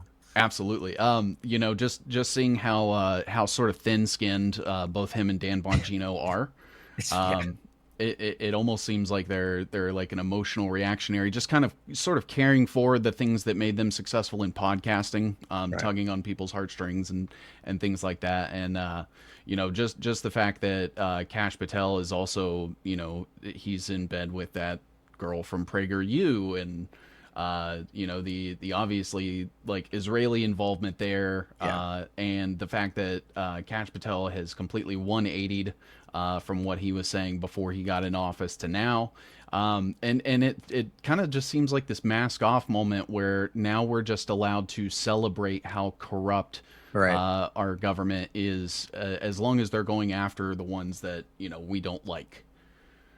Yeah, and it's fair point, you know, and it's, I mean, as always, we should question all of them. And I'm the same point I make about Massey, and I want to ask you a question about that in hypothetically in the future. But first, you know, it's clear that this could just be like exactly what you said could be the reality. And then yet this could still be happening because they're at odds with each other for different political reasons. And, you know, but none of them are on our side. Like that's one way to look at it. Like that's why that's interesting. So the disclosure what happens today with a lot of the partisan kind of conversation and even people outside of it is that it can be like you're saying, well, Massey is compromised, so therefore this whole thing should be disregarded. And that's just willful ignorance to me, even if we agree with what you're saying, right? And so it should be engaged with and considered that even if he's trying to trap you for some reason, like what's the outcome? What are they trying to accomplish? So first, as you said, maybe it could just be that this is setting us up. Like it's the hero, anti-hero kind of like, false binary, But so what I thought was interesting is, like you said, it's pretty clear that this is Kash Patel. This lines up with what I expect from what he's been doing. Yeah. Childish, emotional, kind of, LARPing as what he thinks people should be doing and doing a bad job at it. Same with a lot of these people, even Hegseth and Bondi and the rest. And so it says something to me, but it's a different conversation. And so this point to me stands out as interesting because is it about the Epstein files? Is there some interest in Massey to do this? Now, the other possibility is that he is doing the right thing. Now, and I've considered this pretty extensively about whether, to the end of the day, even if and people have pointed out, for example, funding that does come from, Zionist overlap or different things that are behind it, but it's minimal compared to, the obvious massive thing out there. But to your point, like he's had information like this for a long time. He could have put, why hasn't things happened before this now? So the answer is we don't know. So there could be something we don't know about, right? So it's about just being question everything, right? And so I get the sense, though, that this is something about like infighting or possibly that Thomas Massey, for whatever reason, is trying to make this come out. That doesn't have to mean good guy. So my hypothetical for you would be if, let's say, Thomas Massey, because this is where I'm at, where I keep saying on the show, it's like, I don't support any politician. I'm likely never going to vote for the rest of my life. I think this is broken and I don't even want government in my life. I don't think this should exist, right? Yeah. But since we're here, engaging with the system and blah, blah, blah, the whole kind of rigmarole we go through, it's if Thomas Massey consistently does what I think to be is the right thing and consistently follows through with what he promises and consistently shows that he's principled in his stances, even if we disagree with them, like for the next 20 years straight. And even then you could prove, let's say way more than you have right now, that he was straight up working for someone that you think is a bad guy. What would you take? Would you then still go, well, he's doing, what's the difference? If, I'm trying to get to the point of would we then support him? I don't know my answer because I'm so jaded about government, but if he does what you, 7Cs, think is the right thing and follows through in principled ways, what does the rest of it ultimately mean? You know what I mean? I think my point I'm making, and I want you to answer, sorry, is that we should be questioning these people regardless. Not the background is important, but it's about the outcome. It's about the action, So what do you think about that? Where would you stand after 20 years of the consistency, if it happened? So it kind of reminds me a lot of Ron Paul in the sense that, I think that Ron Paul, was involved in efforts that I think had like a genuine sentiment behind them. I think that the end of the Fed movement is fantastic on its own merit. The ideas behind it and, the overall goal is to abolish the Federal Reserve. The issue that I have is that it seems like a lot of I guess long-standing progress wasn't really achieved through Ron Paul. It seems like, especially now more than ever, that his In the Fed movement, the thing that he's kind of been like most famous for in his career, has been co-opted by like crypto bros, and they're essentially saying, hey, we will in the Fed, but then using this like Hegelian dialectic to say, but we'll replace it with crypto and CBDCs.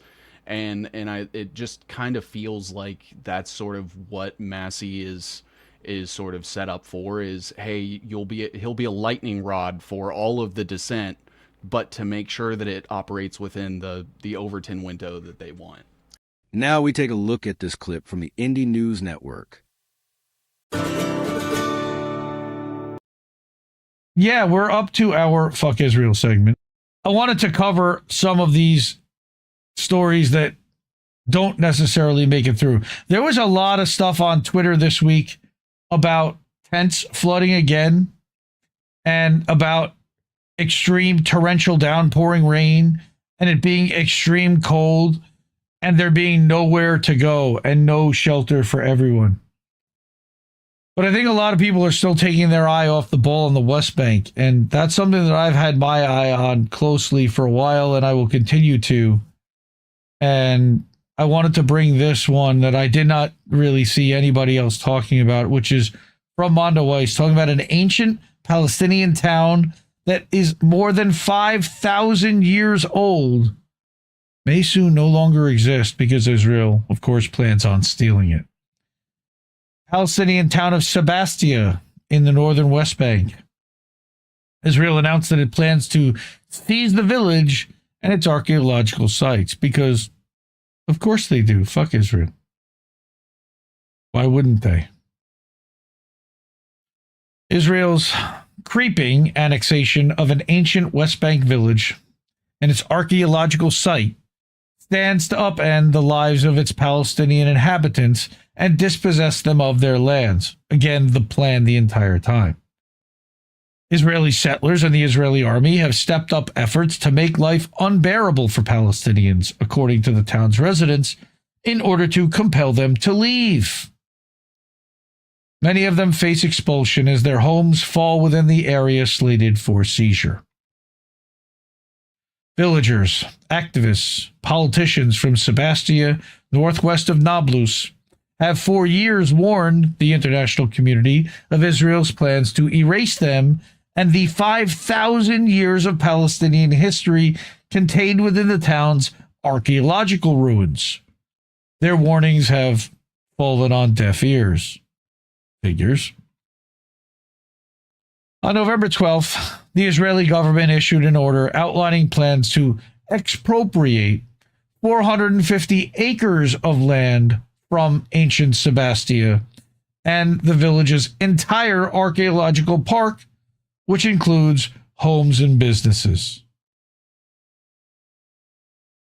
Israel's seizure of the lands of Sebastia and the nearby village of Burqa will form part of a plan to create a national park for Israeli settlers on one of the most significant Palestinian historical sites in the West Bank out of 6,000 others. Wow, this is so disgusting. The village's archaeological park, because Israel, they care so much about the history of mankind, right? The archaeological park, which is being considered for a UNESCO World Heritage status, which I'm sure Israel would never allow or honor even if it was awarded, contains relics and artifacts spanning the Bronze Age from before 3000 BC to the Ottoman period. Israel doesn't give a fuck. They'll just blow them up. Maybe they'll seize them and then blow it up. Palestinian residents of Sebastia say that the ruins bear witness to Palestine's centuries of interactions with conquering empires while revealing Palestine's impact on those empires in return. The archaeological park itself falls under full Israeli military control as part of Area C, but most of the village is part of Area B, which falls under joint Israeli-Palestinian jurisdiction according to the demarcations of the 93 Oslo Accords. How long before they just decide that they're no longer going to honor any of those anymore? What is most notable about the latest seizure order is that it encroaches upon land and properties in Area B and stands to change residents' lives forever, particularly if soldiers are permanently stationed inside the village or archaeological park, and if settler visits become more regular. In May of 2023, in a precursor to the national park plans, the Israeli government approved a 30 million shekel, which is more than $8 million, scheme to restore Sebastia's archaeological park and establish a tourism center, new access roads, and expand their own military presence. So basically, they're going to steal it and use it as a tourist site. The Israeli Civil Administration has also submitted orders for new roads to connect the surrounding settlements. Of course, that will further cut off the people who live there, or they'll just dispossess them. Ihad Abadi, a 65-year-old farmer and father of 6 in Sebastia, owns a farm and hundreds of precious olive trees that have been passed down through generations. As Israel's long-threatened annexation of the northern West Bank village moves a step closer, Abadi and his family face losing all of it. Why? If they want to kill us in our own home, let them come and do it. I won't just leave my house. I built it with my own hands, stone by stone.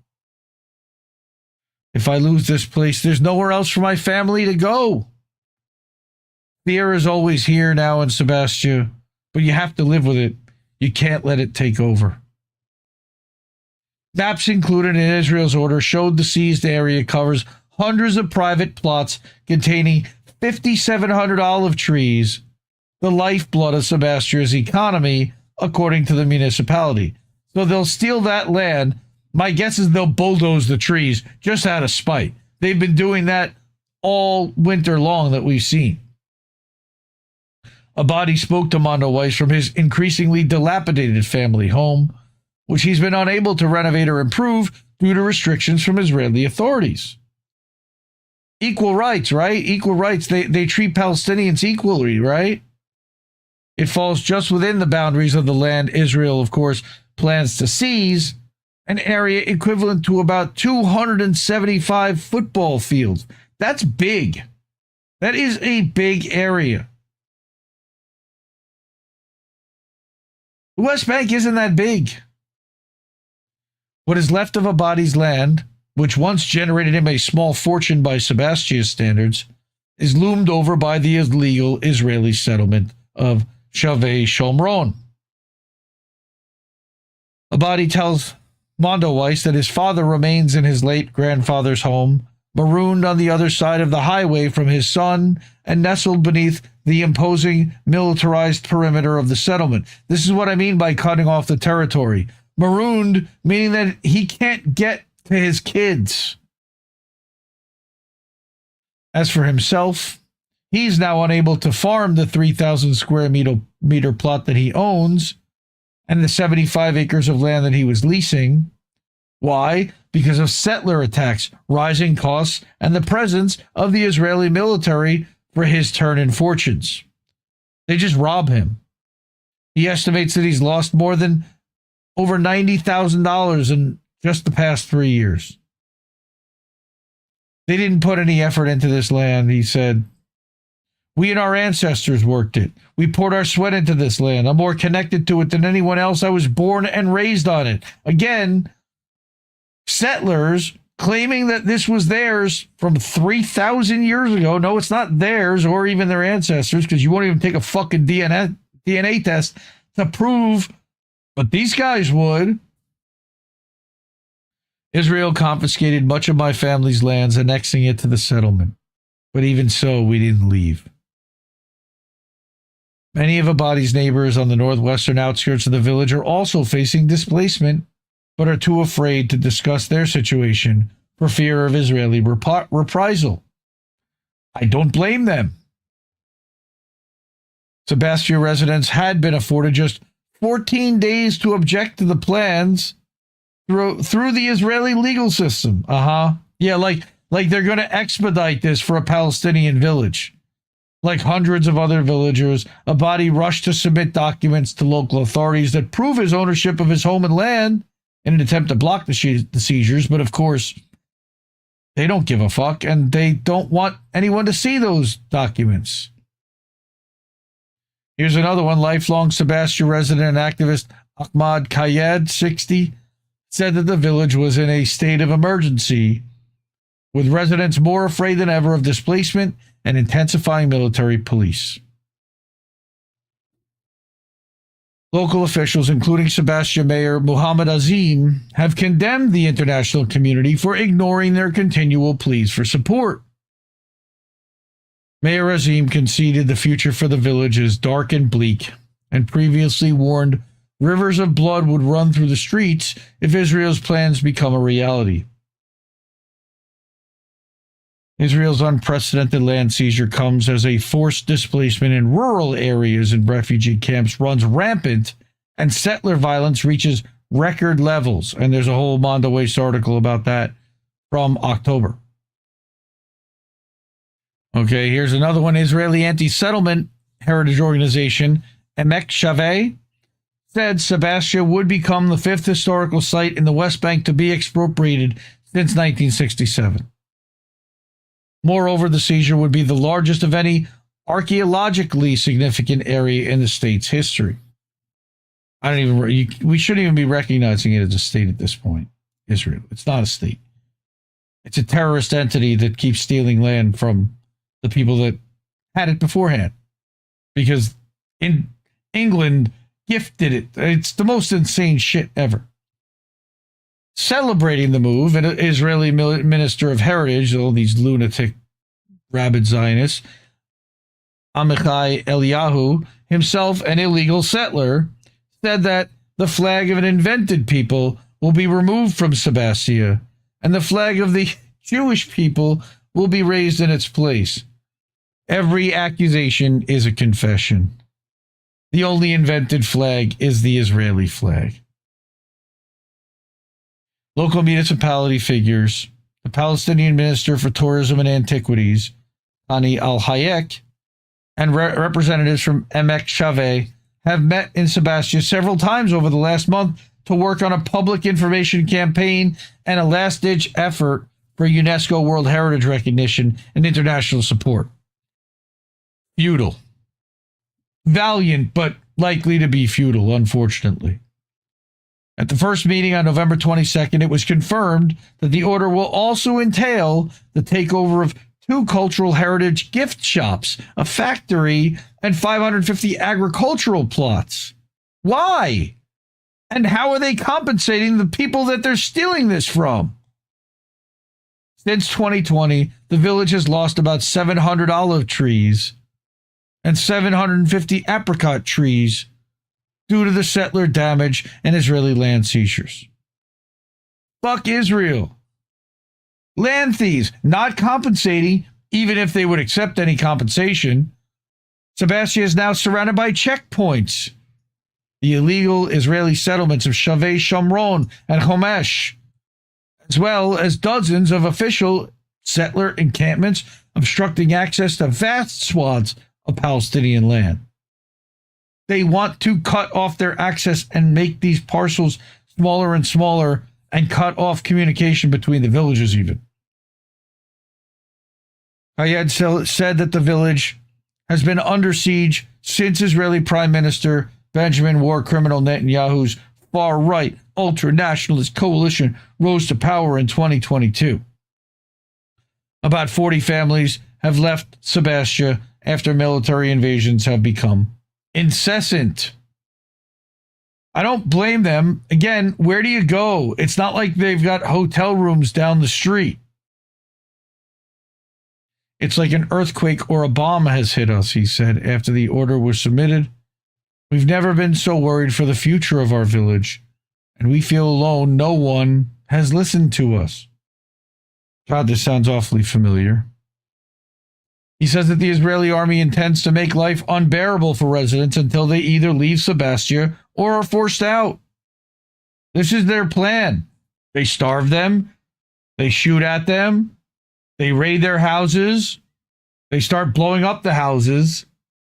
And everybody left gets killed or starts mass being displaced, kicked out door to door, and kicked down a road. We've seen those exiles before. Those Nakbas. Excavations at the site. Again, here we go. Settler politicians and ultra-nationalist ministers visited and announced their intentions to create Samaria National Park in May earlier this year. Just as another big fuck you to the Palestinians. Excavations at the site began soon after, despite being condemned as illegal by the Palestinian Ministry of Tourism and Antiquities and a host of civil society bodies. They don't give a fuck. Defaced by Israeli settlers. That's the western wall of Sebastia's archaeological site, defaced by Israeli settlers with a Star of David. Figures on the Israeli far right refer to Sebastia as Samaria or Shomron in Hebrew and claim it was the capital of the biblical kingdom of Israel nearly 3 millennia ago.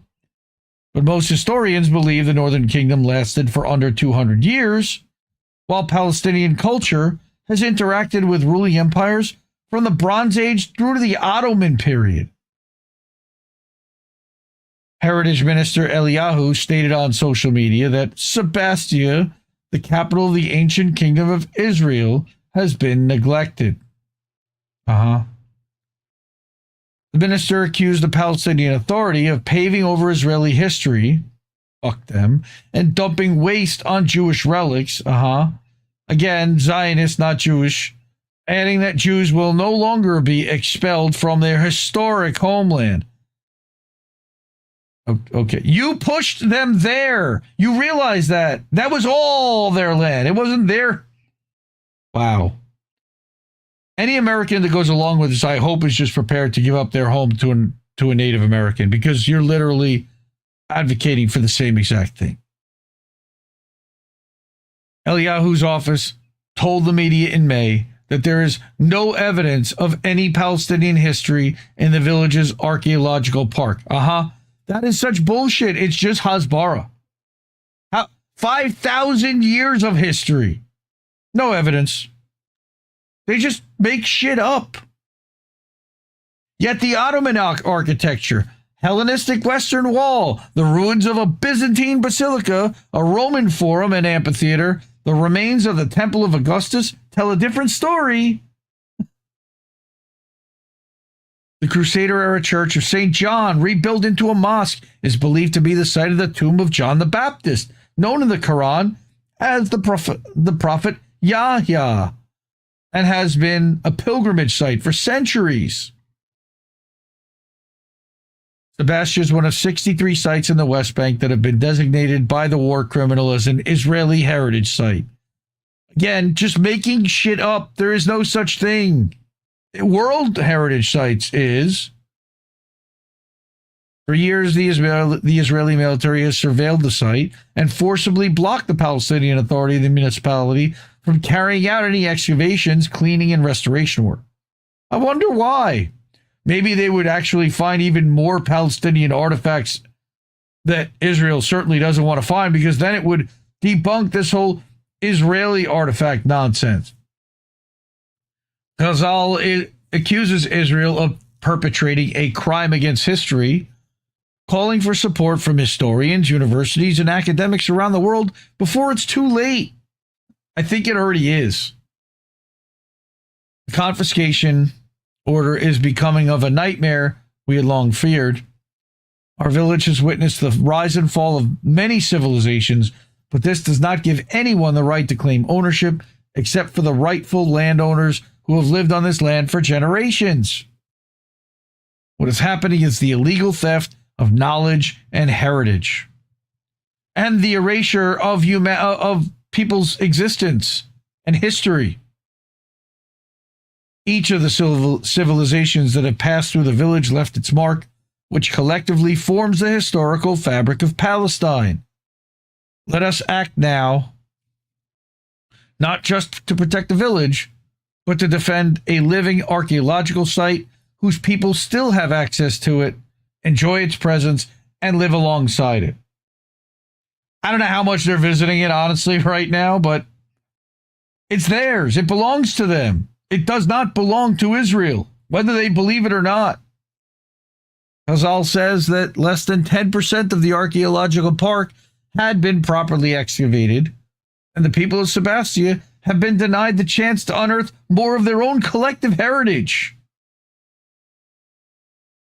The Israeli government also issued an order last July to build a military outpost at the scenic summit of Sebastia's archaeological park. Construction has not yet begun, nor should it ever. In addition, the government has outlined plans to build a defense station at the historic Masoudia station, part of the Ottoman Hejaz Railway, less than 2 miles away from the village. Again, they're just going to raise the whole thing and rebuild it however they want. Yossi Dagan, chairman of the Shomron Medical Council that governs 35 illegal West Bank settlements, visited the site like a parasite with other settlers and construction vehicles in late November to celebrate the beginning of renovation works. This week, a metal gate's been constructed by the military at the entrance to the station. The train is rolling. Terrible. Again, there we go. I said something about a Nakba, Sebastia's second Nakba. Since October 7th, 2023, Israeli military violence in the West Bank and the village of Sebastia has intensified. There have been at least 25 gunshot injuries in the village. And I'm guessing that it wasn't due to Palestinian on Palestinian violence. Many involving children.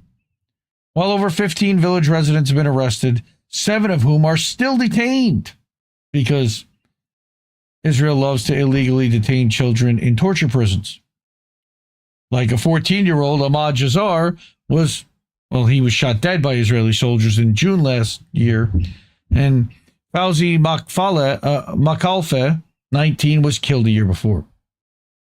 Teenager Nawal Sholi and 27-year-old Ayman Shaer were both disabled after being shot in the thigh by soldiers exploding bullets. Again, not Palestinian on Palestinian violence, but the IDF targeting and injuring and maiming and permanently disabling Palestinians. Don't sugarcoat it. Israel's repression has become so severe that even peaceful protests have become too dangerous, Mayor Azim told Mondoweiss, expressing fears over losing many more village residents. I don't blame them. Go start. Israel has killed over 380,000 infants under 5. Allegedly, but sure, 680,000 dead is the latest number. Wombat, good to see you. We're fully aware of the military's brutality and violence and how it kills anyone who stands in the deep sense of pride and the strong will of the people of Sebastia to protect and preserve their cultural and historical heritage and to defend their property. Traders told Mondoweiss they fear displacement and have lost over 3/4 of their business as tourism plummeted since October 7th. I didn't even know there was tourism in the West Bank, but I guess many owners have already moved their restaurants and stores to other locations in the village to avoid reprisals from the military, until the military just takes that too. An average of 150,000 international tourists, Christian pilgrims, and Palestinians from across the West Bank would visit Sebastia annually before October 7th. See that? Now there are fewer than 500 guests per month, the municipality says. And my guess is that's also because Israel doesn't allow them in. Again, reminding people that Israel's excavations have killed olive trees that are more than 1,000 years old. Why? Out of spite. While speaking with Mondoweiss, Kayed said he doesn't want to imagine life without the views from the hillsides of the archaeological park, the most beautiful place to admire the sunset in Palestine.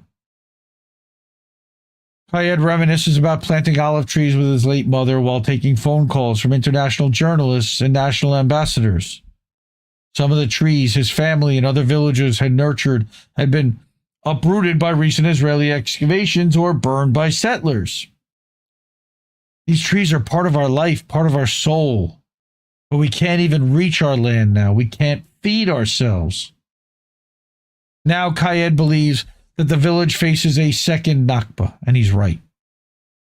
He gestures towards a particularly charred and decaying tree, with Sebastia's dramatic Roman-era western wall behind it, whose stones were defaced by Israeli settler graffiti depicting Stars of David. Ours is the story of these trees, he said. They want us to die as these trees have. Then he points to a tree stump spouting fresh shoots, but we will learn from them, and we will grow again. Oh, man. And again, that picture of the tree burned out with the defaced Roman wall.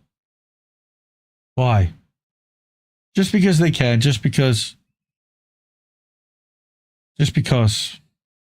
Fuck Israel. Now we take a look at this clip from New World Next Week.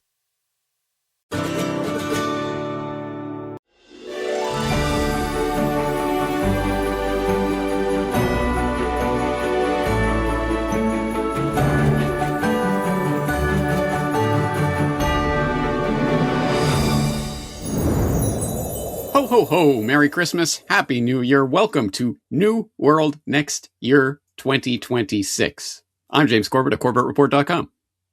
And I'm James Evan Pilato of MediaMonica.com. Merry Christmas to all of you. This is our special year-end show. The big difference is we dress up a little bit, and we don't know what the other one are going to talk about. Usually, always on your New World Next Week, we've got our 3 stories. We know what we're going to talk about. We know where the points are, and we've been doing this for 15 or almost years. This is the only episode of the year where we do not know what the other is going to talk about. And for probably about the last decade, our New World Next Year 2026 episode, we look at the year past and we make a trend prediction for the upcoming year. And we usually take turns. And James, I'm going to trust that I went first last year, so you go first this year, man. What was your story of 2025? Good question. Well, in casting about for a story of the year, there are many possibilities that present themselves, and here's one that I know that you will appreciate, James. Here in Japan, every year there's an association that chooses the Japanese character of the year to describe the year, and this year's character was the character for bear. So that tells you something about the situation here in Japan, but I cast my net a little bit more broadly than that. So I decided on a different word that I think encapsulates the word of the year. And people who are Corbett Report subscribers who watched my recent subscriber exclusive video will have seen that me and Sean picked a Japanese character for our character of the year. Mine was a bit of a cheat. I used the 2 characters heiwa, which means peace, but not peace. It's peace in quotation marks, because my story of the year is the peace before the storm. So what do I mean by that? Okay, well, we could go back right to the beginning of the year and the Trump and change revolution that took place there in the United States. For Secretary Pete Hegseth's, formerly Secretary of Defense, now Secretary of War, his first message to the force of this year, where he said, quote, "The president gave us a clear mission, achieve peace through strength," which led to this bizarre thing where even Carolyn Levitt and other Trump minions were trying to claim that Trump had invented that phrase, peace through strength. No, I've been hearing that my whole life. I don't know what you guys are talking about. For those who want, there is a fact checker article about it. Peace through strength, the origin of the phrase used by the Trump administration, that points out it goes back to at least the 1960s. So yeah, no, Trump did not invent that phrase. But yeah, peace through strength. In other words, the Orwellian version of peace. And I think that's what I'm getting at with my choosing peace before the storm. So what does that look like? Peace in Gaza. We got peace in Gaza, guys. The genocide's over, but not really. We have this headline, for example: Israel has killed 339 Palestinians in Gaza in ceasefire violations, according to the health ministry. And that was last month's numbers. Who knows what they are now? And of course, the worst joke ever, one that we covered here on New World Next Week: Trump's son-in-law to help run Gaza with Tony Blair. Yay. Wonderful. But don't worry, guys. Blair won't be on the board of this board of peace. He's going to be on the executive board underneath that board. So don't worry, guys. He's been dropped from the big boys chair. Of course, he'll actually be running it, so it's probably even worse. Anyway, well, peace in Gaza, not quite. Peace in Ukraine, right? Trump said he was going to have this all solved in 24 hours. It took a little bit longer than that, but we got the 28-point peace plan, right? Yeah. Except, of course, Zelensky definitively shuts door on Trump peace plan, won't cede territory. Putin says ready for war against Europe if attacks on Russian tankers and energy continue. Russia rapidly gaining territory in Ukraine ahead of Downing Street summit, etc., etc. Obviously, we have seen nothing approaching peace in Ukraine, and it seems like we're not on the verge of it either. So what else? Oh, yeah, we had the Peace Prize going to Machado this year, right? For bringing peace, or at least asking for peace love bombs to rain down on Venezuela. If you don't know about that story, you might want to see my earlier podcast from this year. The Nobel War Prize strikes again. And, oh, by the way, it just so happens that the giving of that Peace Prize to the warmonger Machado actually literally breaks Sweden's own laws. But that's a side note. I'll throw the link into the Gray Zone story covering that. But hey, guys, Trump may not have won the Peace Prize directly, but he won it indirectly. He won the Consolation Prize. President Trump wins inaugural FIFA Peace Prize. Remember that from last month? Just nonsense. So yeah, there's a lot of peace to go around, but of course it isn't peace. And we know that there's trouble everywhere around the world right now. And perhaps the best reflection of it is, as I said, we went into this year with the US at least claiming, at least pretending it was a Department of Defense. But now they are spending $2 billion to rename the Department of War. So I think that is the type of peace that I'm talking about this year. I think it's a return to some bit of truth in advertising. It was originally the Department of War. That's if there's anything to like about the Trump era, is that it becomes a more truthful empire, James. Whew. I think Carlin makes a joke about peace with honor, something about that. And so, yeah, it at least obviously goes back to the 60s and 70s, that same. And did you catch Hegseth's weird AI message? Make AI your friend. It'll be in your battle. Like, make it a part of your daily thing. Pretty strange. And he says Godspeed. So that actually helps me lead into my story of 2025. First, I'd have to say, I think I nailed my 2025 prediction. Media Monarchy turned 20 years old, and it is still the best radio show around.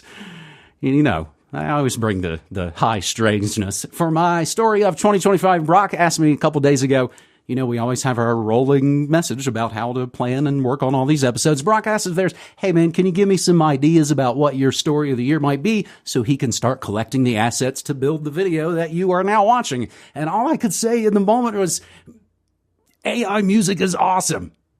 And I think that's my title. Since stand-up comedy and punk rock killed each other in a murder-suicide pact about 9 years ago, AI music is awesome. It never told me to vote or what medicine I need to take to go see him in an overpriced concert. It doesn't sell me bad religion COVID masks. I almost wish I would have bought some of those just to have them for you know, the era. To clarify then, I think we've said this on this show before.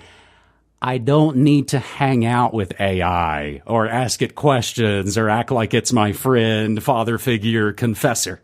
But it's been fantastic all this year. Plus, it doesn't go to Saudi Arabia for a paycheck while acting like it's speaking truth to power as a court jester. It just speaks and nothing can really stop it. I've already started joking like, oh, I didn't say that ish. That was AI. That wasn't me. Almost Vinyl is maybe my favorite band of the year. AI comedy songs, but they're not cover songs. They're satire. It's not parody. You know, parody is like SNL, easy bull plop for TV people. Satire's harder, but can be more rewarding. Almost Vinyl has basically built a roster of artists. They write backstories and plots and all the liner notes for the singles and talk about the producers and have studio anecdotes, all fake, all completely made up. Almost Vinyl, the forgotten hits of the past, present, and future back again via AI. It's almost good. It's almost music. It's almost vinyl. They have songs like Marty Waterhouse's Waffle House Gunfight. He's like the Marty Robbins kind of old cowboy character. Booker Sharp's What Does the Mofo Gotta Do to Make It in This World? It's like Marvin Bacon Gay. They are often filled with swears, because that's what you do when you're playing with a new thing. Hey, can we make this say boobs? Other hit songs like I Think My Cat Wants to Kill Me, Jesus Is Never Coming Back Because You Won't Stop Touching Yourself. On Halloween, they put up a song called Talking-ish to Ghosts. Comedy has to, I think, sort of continually push things forward and find where that line is and step over it. And it seems like the Bill Burrs of the world weren't really doing that anymore, so now this kind of has. And we've said for 20 years here, randos on the internet are funnier, faster, and sharper than any multi-million-dollar writer's room filled with a bunch of Ivy League agendas. And there is a biggie kind of wedged right into the middle of all of this, the year that was the Kanye Show, a.k.a. Ye. He made a song you may have heard about called Heil Hitler, and besides it being hated and scorned, rightfully so, it was immediately, as many things are, just sort of sucked up into this world and parodied into something better. The big band version, the classical version, the Motown version, the super racist Chinese version. Then Kanye said he was done with Nazism and he put out a new version and called it Ninja Hallelujah. So that was kind of strange. So that might also be a little bit of the honorable mention buried lead story of the year, too. They call it the Great Noticing. Luigi, the Great Noticing, and AI music is awesome. Those are kind of my three biggies of 2025. And the Luigi story, Luigi Mangione murdered Brian Thompson, CEO of United Healthcare, over a year ago. That was how we were wrapping up 2024. It's fascinating because Luigi is the spoiled rich kid he hated Brian for becoming. After Brian worked his butt off, he grew up on a farm. Yes, health scare is a giant scam, but that dude worked his way up on a farm. He was not a rich urban Nepo baby like Luigi, but still, crowd-funded assassinations, fascinating. But back to my artificial instrumentals. What do I say? They steal the real and sell you back the fake. There's another channel called Hard Archive on YouTube as well. They mostly only do racist stuff, like I feel like saying N-word tonight, and Robert Zimmerman's Zionist ode, Everybody Must Be Stoned. But when you're always just kind of at 11 with that, there's no really where else to go. Hard Archive, waking up at the crack of noon to cook up hilarious tunes. I have said on air all year, if I was a Bilderberger, Spotify, baby buying, orb staring AI guy, I would roll out a roster of AI bands like it was a season of TV shows or a line of comic books. And be like, hey, these are fake computer bands, but we think the songs are pretty sweet and you might too. Recall the movie Simone, a fake CGI pop star controlled by Al Pacino. We watched F for Fake in the Monarchy the other night as part of my year-long Orson Welles deep dive, huge Orson Welles fan and student. It's all about art and hoaxes and forgeries and fakes. Today, what we would call it NFT for fake. I hear what you're saying. But Top Jimmy, surely AI couldn't replicate the artistic genius of Pollock or Rothko, or the Asian aping ultraviolence of Quentin Wu-Tang Weinstein Tino. But maybe it can. It gets better. There's a Monarchy member that started making AI songs on a platform called Suno, which was already a drone metal band. I've had a joke / astute take on news media. I could hit up Horace, that's his handle in the media monarchy kingdom, Marty, and he can make it happen. Castbot and I, riffing about what would an anarchist like barbershop quartet be? And because I knew of the group Rockapella, I was like, boom, Anarchapella, bam. Rad-ass song lands in my lap. Anarchapella's The Invisible Hand Harmony. I'll include the links to all of these songs I'm talking about. And then we just kept making more. Door Slam. What? About Maxine Waters trying to get into the ICE facility without a proper appointment. Grow coffee in dead malls. That is one of my ideas about America, isolationism. Growing hydroponic organic coffee in dead malls so we don't have to import it.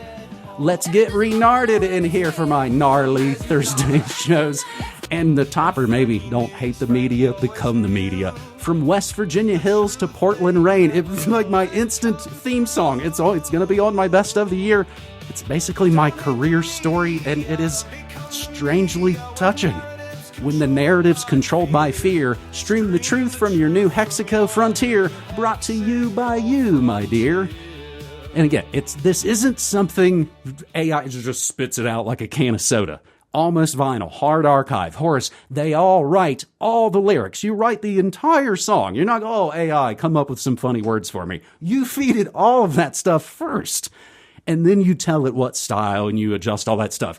Late 70s, Temptation, soul, not disco, but kind of like the Miracles if they were Marvin X. We kind of went deep on this and trying to figure out sort of how this magic trick was done with the other media mavens in the monarchy. Hey, and plus, they won't have overpriced garbage concerts. I have to be MAGA jabbed for it. I'm exaggerating. I love that some of my favorite real-world bands with real people made improbable new albums this year. Pulp, Stereolab, Tortoise, Sloan, Cheap Trick, Suede.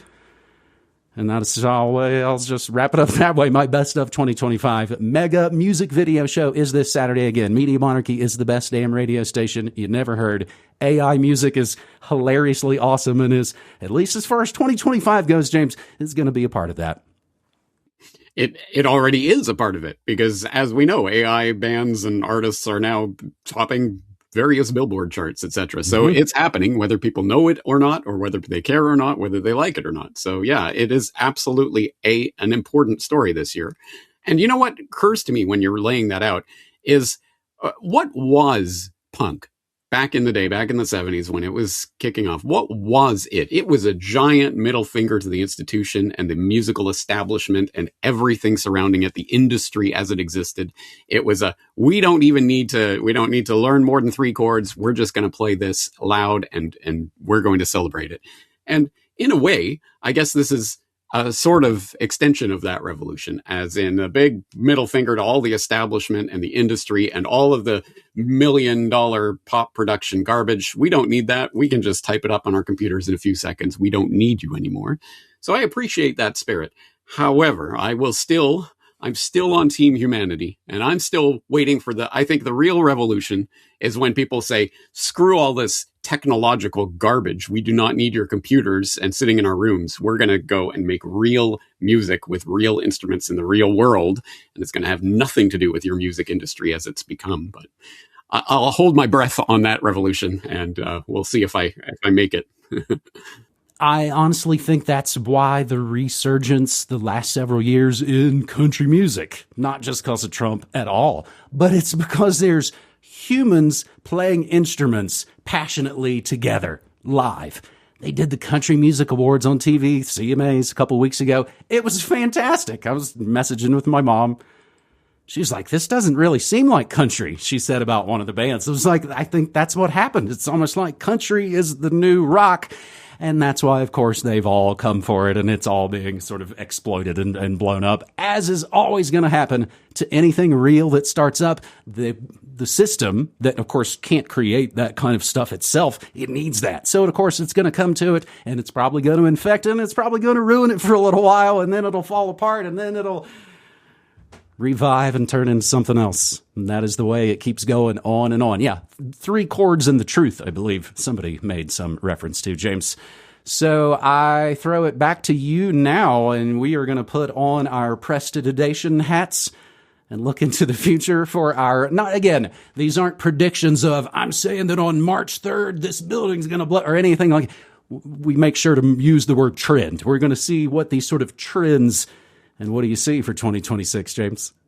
Good question. And you mentioned Luigi Mangione. You might or might not remember my prediction for 2025 was, this is how they do it, talking about the Luigi Mangione killing. And what if that was to become something this year? What if there was a high profile assassination or something along those lines was my prediction trend for 2025. And so I was dutifully keeping track of all the Mangione stories that were going through the news wires all year. And I was going to assemble it and go, see, it did kind of come true. And then Charlie Kirk happened. And I thought, well, okay, there it is. Mm-hmm. Okay, so that's, that set the horrible precedent for going forward. And I hope that really isn't going to be a trend going forward. But anyway, that was one grisly prediction that I did make. One that I could make, hey, now that you're talking about the AI music change that has occurred this year, well, now I'm thinking, well, a good safe bet for 2026 is coming for the movie industry next, and TV and all that. But I don't have to go so far out on a limb or think too much about this. If my story of the year was the peace before the storm, then clearly the trend for next year is the storm. So my Corbett trend for 2026, the storm. What do I mean by that? Well, as I say, we've got all this fake peace all over the place, but it's not really peace. And there's problems all over the world. And that's reflected in this crazy geopolitical situation that we're in. For example, is NATO breaking up? From globalresearch.ca, talking about the fissures that are happening in NATO between US and Europe and within Europe itself and different takes and things. Yeah, well, NATO as we have known it may be breaking up. I'm not thinking the world empire is breaking up, but maybe there's just going to be a reconfiguring. But anyway, some big moves there. We have this story. Russia, China agree to thwart efforts to revive Japanese militarism. So I don't know if people on that side of the Pacific have been keeping track of it, but over here, it's been a big story about the various interesting incidents that are now taking place seemingly on a weekly basis between Japan and China, and target locks on fighter jets and other such things that bring us closer and closer to the brink of some sort of outright warfare. There's this story: a return to nuclear testing looks inevitable. Here's how to manage it. Well, thank you, MSM. I that's what I want to know. How do we manage nuclear testing since it is inevitable now? Or how about this one? New York Times editorial board urges U.S. to prepare for future war with China. Well, there it is. I've been talking about this for years and years and years now. I think it's clearly U.S. versus China is going to be the big U.S. versus USSR of the 21st century. And obviously Russia's involved in that. Iran's involved in that. There's all these different pieces on the table, but I think that's going to be the centerpiece. So I think 2026, I hope it isn't, but it could be the year of the storm. However, I'm not going to go out and say absolute all-out World War III hot war between superpowers quite yet. I think that's 2027. But for 2026, we're definitely going to start seeing all of the pieces being put in place for that 2027 or later event. And I think we're going to definitely notice that the storm is here once it starts to hit. Isn't it interesting? I have a pretty brief 2026 trend prediction as well, James. And I want to clarify, actually, because you mentioned the AI songs sort of sneaking their way onto the charts. I'm into the ones that tell you right out the gate, this is a joke. We are making funny jokes, because it seems pretty disingenuous. I don't know. It seems a lot weirder for the ones to try and sneak it through and ha ha ha, you didn't know, I gotcha. I don't like that part about it. My trend prediction for 2026, maybe kind of echoing my trend prediction for this year, is something I know is going to happen, but I'm calling it the U.S. real pre-tribulational semi-quincentennial. Say it with me. It is fun to say. United States semi-quincentennial will be the 250th anniversary of the United States Declaration of Independence. Festivities will mark various events leading up to the Declaration's anniversary on the 250th Independence Day, July 4th, 2026. Official planning for the celebrations began in 2016 with the Congressional Nonpartisan United States Semi-Quincentennial Commission. This year, President Donald Trump created the White House Task Force on celebrating America's 250th birthday to also promote and plan events. So all I would basically say is I would read every seemingly staged news event through, as maybe you always do anyway, watchers of New World Next Week, through a synchro-mystic lens. I mean, it's going to be jingoism, patriotism, nationalism of the highest order. Again, but with all the dinosaur media and Civil War movies, they've been ginning up a lot of division lately. And it does kind of feel like both fake sides have gone insane. It seems like everybody's on SSRIs and smartphones, and it's become really easy to despise everybody. All part of the show, folks. International Cokes and Pepsis all fight about how the other's bad for doing what they do, but when they do it again, it isn't bad. Now, I had a guy tell me, back when I was first started doing Media Monarchy, 9/11 Truth Radio show in 2006, he agreed, knew all about so-called conspiracies, but what he said then always stuck with me. He said, I'd save my breath until you were underwater. Meaning, nobody's going to listen to you, and it's not going to matter until maybe everything gets hot. So it's USA 250, and what? Maybe also this is the part that all ties in. The beginning of the end of the state of Israel. The Bible that they give us without the giants and the super psychedelic freakouts and stuff says nations will turn away from Israel. I've always heard this. I grew up in the church. I grew up in the Satanic Panic, and I grew up with the rapture. Nations will turn away from Israel, but I think we're seeing exactly why right now, every single day. Again, this is bigly on the end times, and I think Zionists trick Christians into supporting a lot of this. I don't feel like the rapture was ever really around. It's something that kind of showed up in the last 100, 200 years by Darby and Schofield, and it kind of all seems like a trick. That's a little bit far afield, but that's really what I have for my 2026 trend prediction. I would also argue, as you just said, it's already happening. We're already soaking in it, Madge, and it's going to go all the way through 2026. So just try to think of like these sort of sync events. like with Boston harbors and taxes, of course, and maybe new declarations of dependence and such. And hell, maybe we'll all have a come together moment where Cokes and Pepsis and MAGAs and trans atheist fetuses will all do a income tax revolt. I'm calling it the U.S. real pre-tribulational semi-quincentennial. James, get ready to party.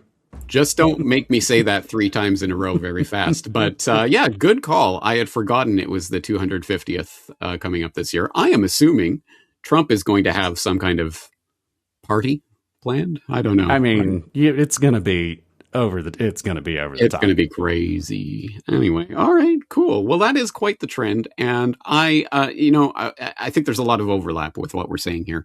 You know what sticks out with me, though, is that I have the exact opposite take on the breathe, hold your breath until you're underwater.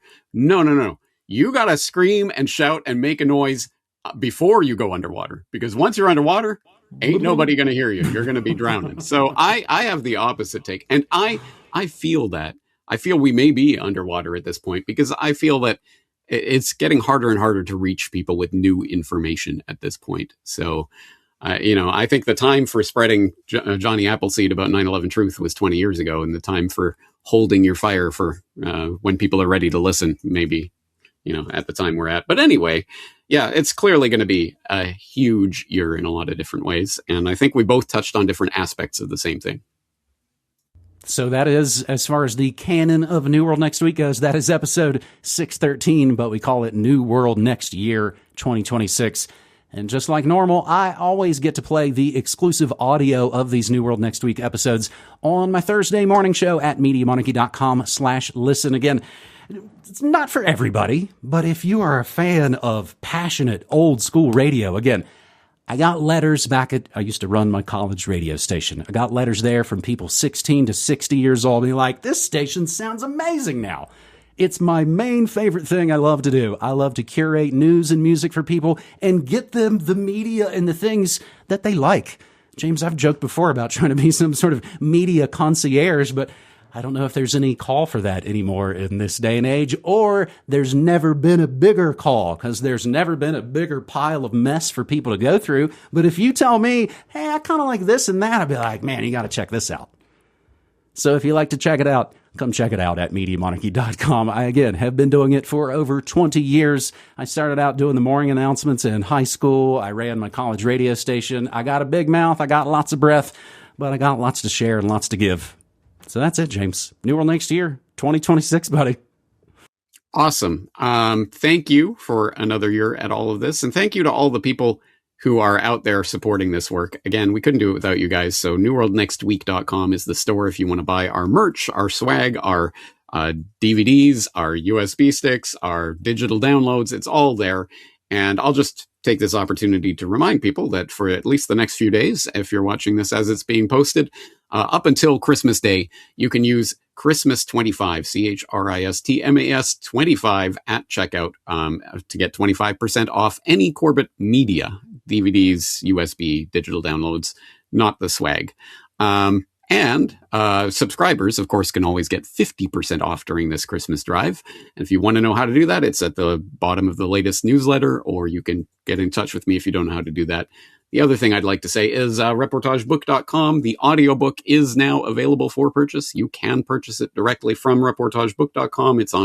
It's populating out to the various audiobook seller sites as well. So appreciate your support that way too. And thank you, James, for doing what you do. Thanks to Brock, obviously, for putting this together, editing it. Thanks to Cassie for keeping the store running. Thanks to Sean behind the banner here for all the work that he does administratively behind the scenes. There's a lot of thanks to go around, because obviously this is much bigger than just the two of us. Absolutely. And Cassie sends her love and best to all of y'all who help, again, make all of this happen. James, Merry Christmas. I love you, man. It is a pleasure getting to work with you year after year. And I guess I'll see you. I was just trying to do the quick math in my head. I'll see you in our 17th calendar year of New World Next Week in 2026. I am feeling older by the day. Thank you.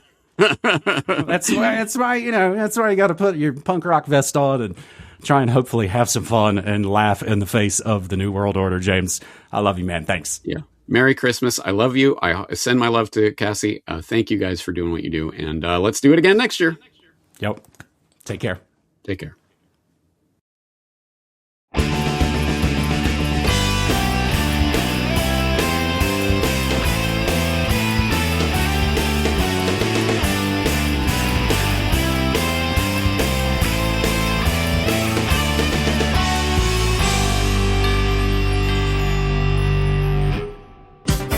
Fuck this shit. I'm just gonna dance now. Fuck this shit. 'Cause we don't have a chance now. The whole world is fucking gone to hell. Makes me wanna fucking scream and yell. Fuck this shit.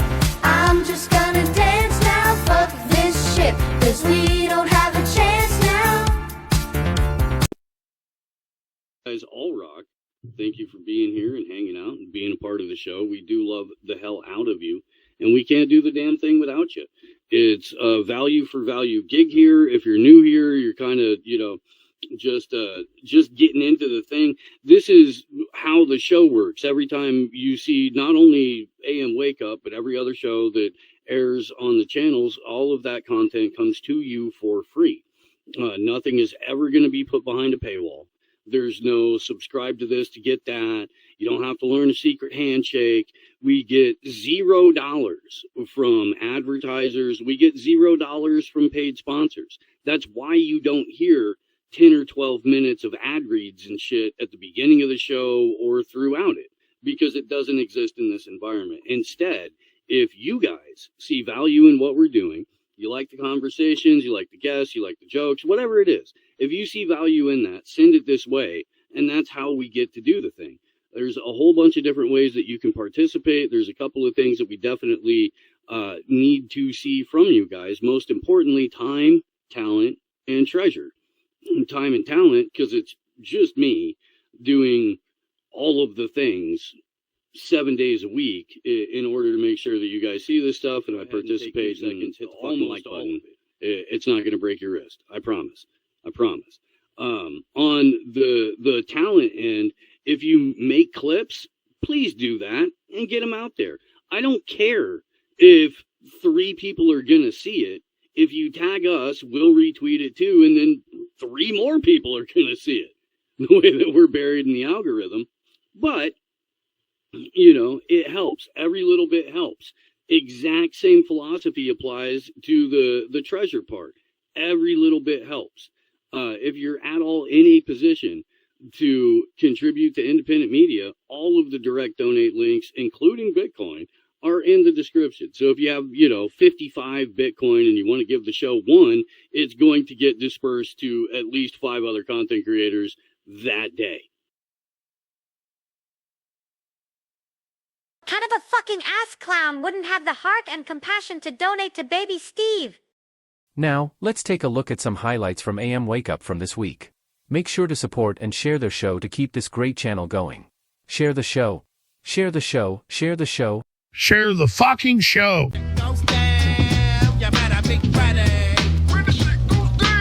Soaking it up. Nobody gives a shit about the weather, but it's chilly here, man. It's December 15th. It's not San Diego, dude. It's Marin County.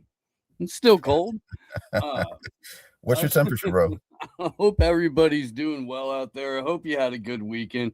We have a fantastic guest this morning, and he's already here. So we're going to go ahead and bring him in. But by the way, if you missed the interview that our good friend and fellow Independent Media Alliance member, Hervoy Morik, did with this gentleman, David A. Hughes, so I'm about to bring up. You missed out. It was fantastic. David Hughes is the author of COVID-19 Psychological Operations and the War for Technocracy. Oh, and Wall Street, the Nazis, and Crimes of the Deep State. And we're very happy to have him with us. David Hughes, welcome to the show. How you doing? Good morning. I'm doing well, thanks. Yeah, thanks very much for having me on. And I think this looks like it's going to be a lot of fun. Here's hoping. Here's hope. We try. Exactly. We do. It's good to have you on. I been able to read one, and at this point, a half of your books. Absolutely fascinating author. Appreciate your work very much, and yeah, looking forward to getting into this on a couple of different avenues, for sure. And I think maybe it would be appropriate to start off the conversation this morning talking about the event that took place at Bondi Beach in Australia over the weekend, where I think 11, 15, something like that, people now pronounced dead at the hands of an Australian Pakistani, or a Pakistani and his son, father and son. I don't know, tag team terror team. Sounds like DC all over again, right? A little bit DC sniperish, although these guys will never know if they showed up in a Buick or not. David, what are your thoughts on this? Just initially, because, I mean, these things take time to unfold a little bit. Information on the ground has been pretty widespread across social media, but as is the case in these types of high profile events, very disproportionate and very across the board. So how are you looking at this right now? Yeah, I think the key phrase there is across the board.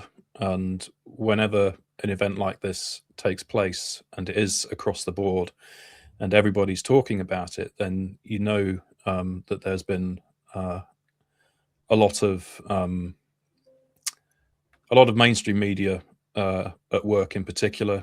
I know in this country, I unfortunately caught a snippet of some BBC headlines while trying to listen to some sport, and of course it was all about this event. And immediately, for those of us who have been studying these kinds of events and the nature of propaganda, just the very fact that it is across the board is itself the first warning sign. Do we know what really happened? No, of course not. It's much too early in the day. It would be unwise to make any assertions in relation to the specifics of the case. What is so unfortunate is that I think for those of us who have been following false flag terrorism events for a number of years, when something like this happens, as horrific as it seems, and while it may be possible that it was a genuine terrorist attack, my default position now is not to believe anything that appears in the mainstream media and to reserve judgment, which again is not to say that this wasn't an authentic attack. But again, it's just that kind of sinking feeling of here we go again.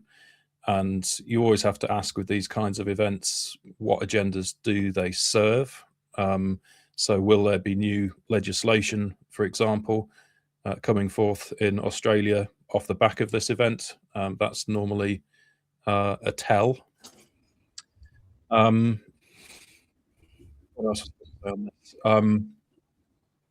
Well, this is also on the, right on the heels of Australia passing an internet ban for under 16s. It's on the heels of them proposing, as of the 27th of this month, no Australian citizen goes online without biometrics.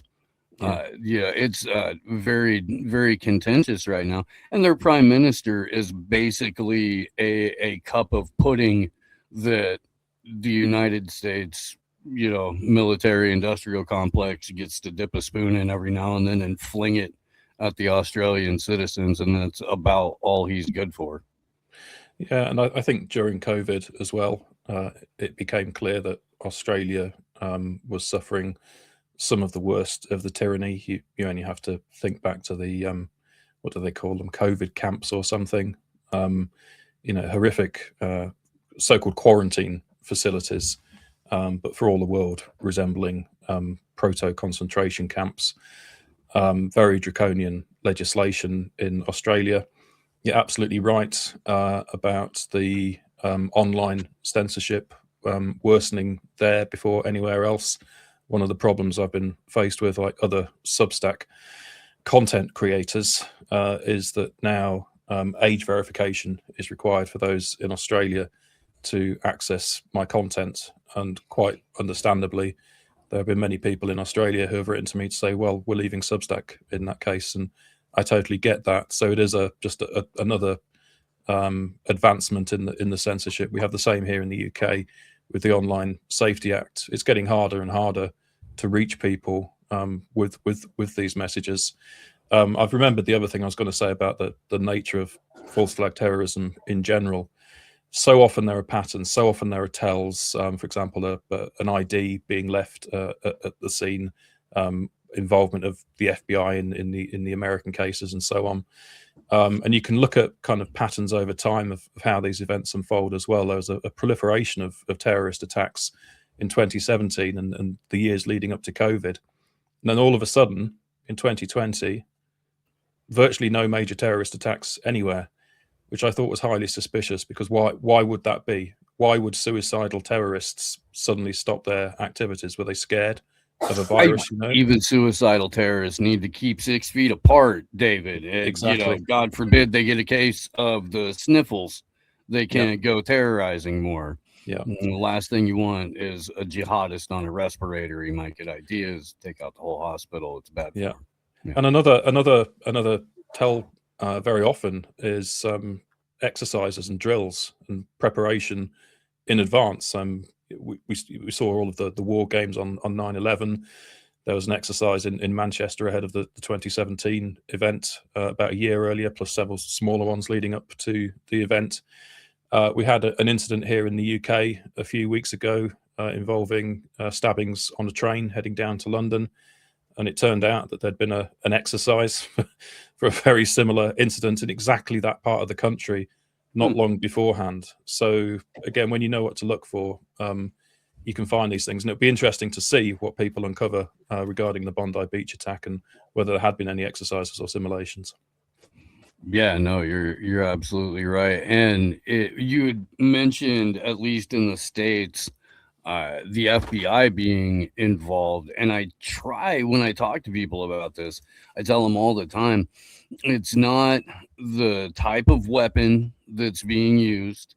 It's not even SSRIs, although there's a lot of overlap there. It's prior contact with the FBI or being on the FBI's radar.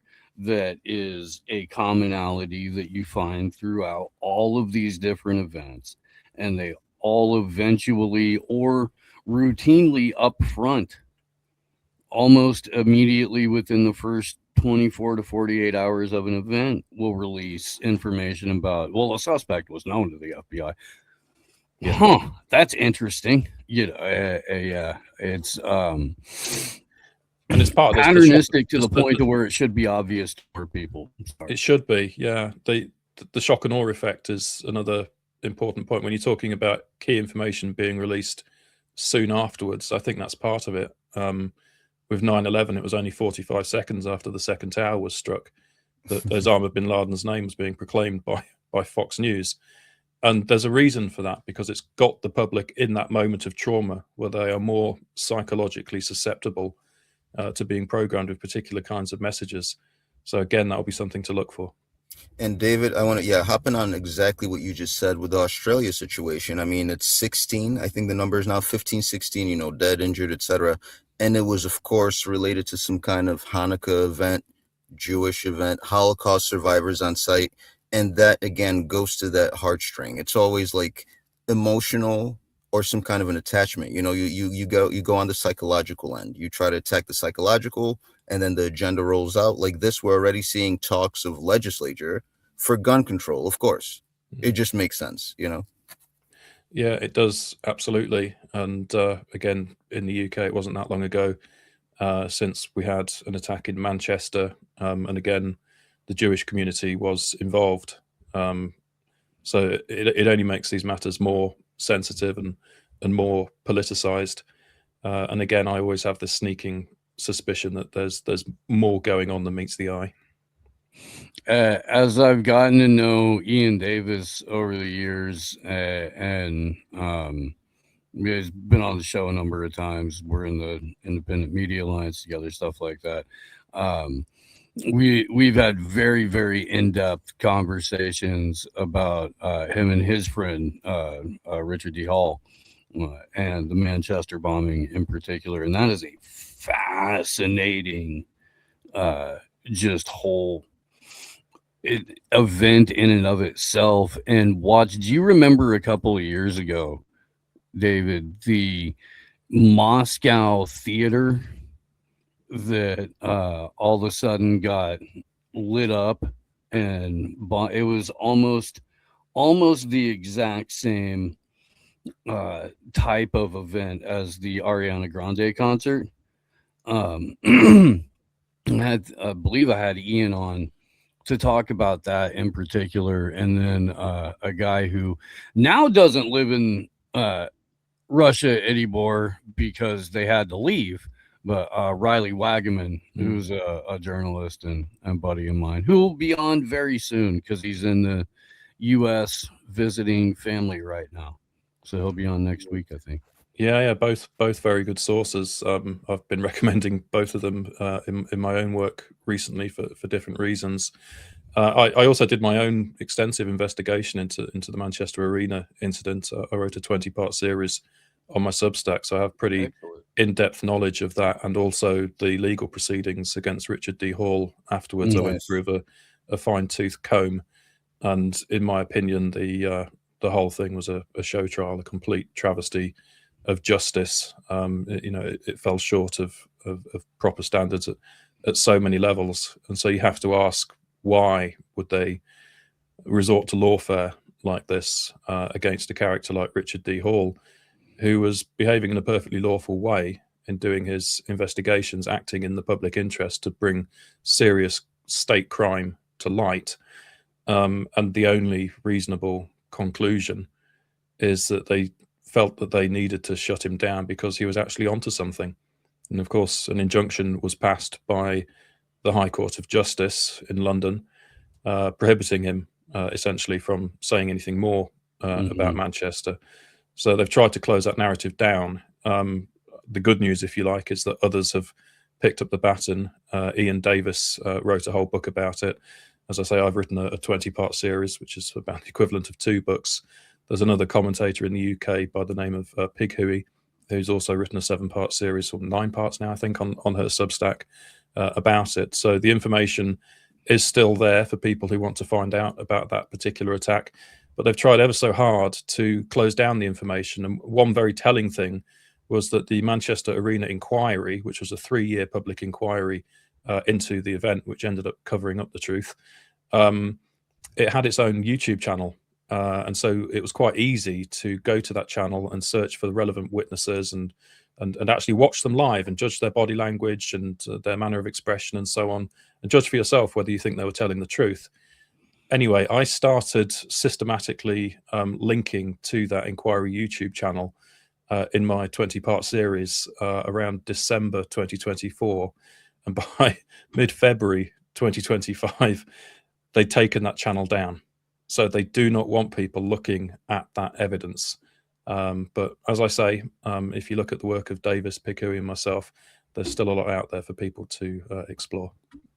It's fascinating how quick the evidence disappears when it goes one particular direction versus the other. It is. I got to learn a lot about the UK justice system with the Assange trial, and that just set a nice little precedent for how the state can deal with any journalist that it wants, and then it's detained a number along the way. And I know people like Craig Murray and a bunch. Vanessa Beeley got detained at Heathrow, and there have been a number of other journalists that have been detained at Heathrow. Didn't they basically effectively boot? What's his name? Cartoon character George Galloway.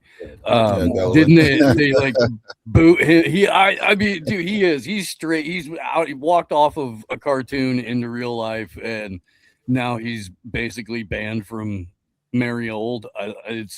Yeah. 30-something people a day arrested for social media posts. It's crazy there right now. Nuts.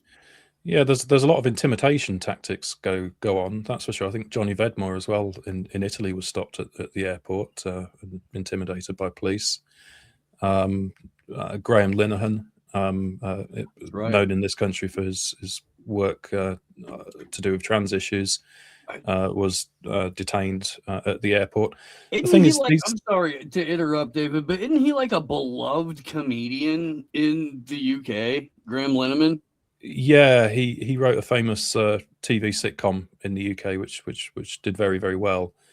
So he has a large following. He's quite a popular character in his own right, but he's quite critical of a lot of trans issues. Yeah. And therefore he's received these attacks as well. The interesting thing is that the intimidation tactics, they never seem to go anywhere. Are charges ever actually pressed? Do people ever actually have to go to court and account for themselves? So I wonder, to what extent is it just intimidation to send a message, stop doing this, toe the line?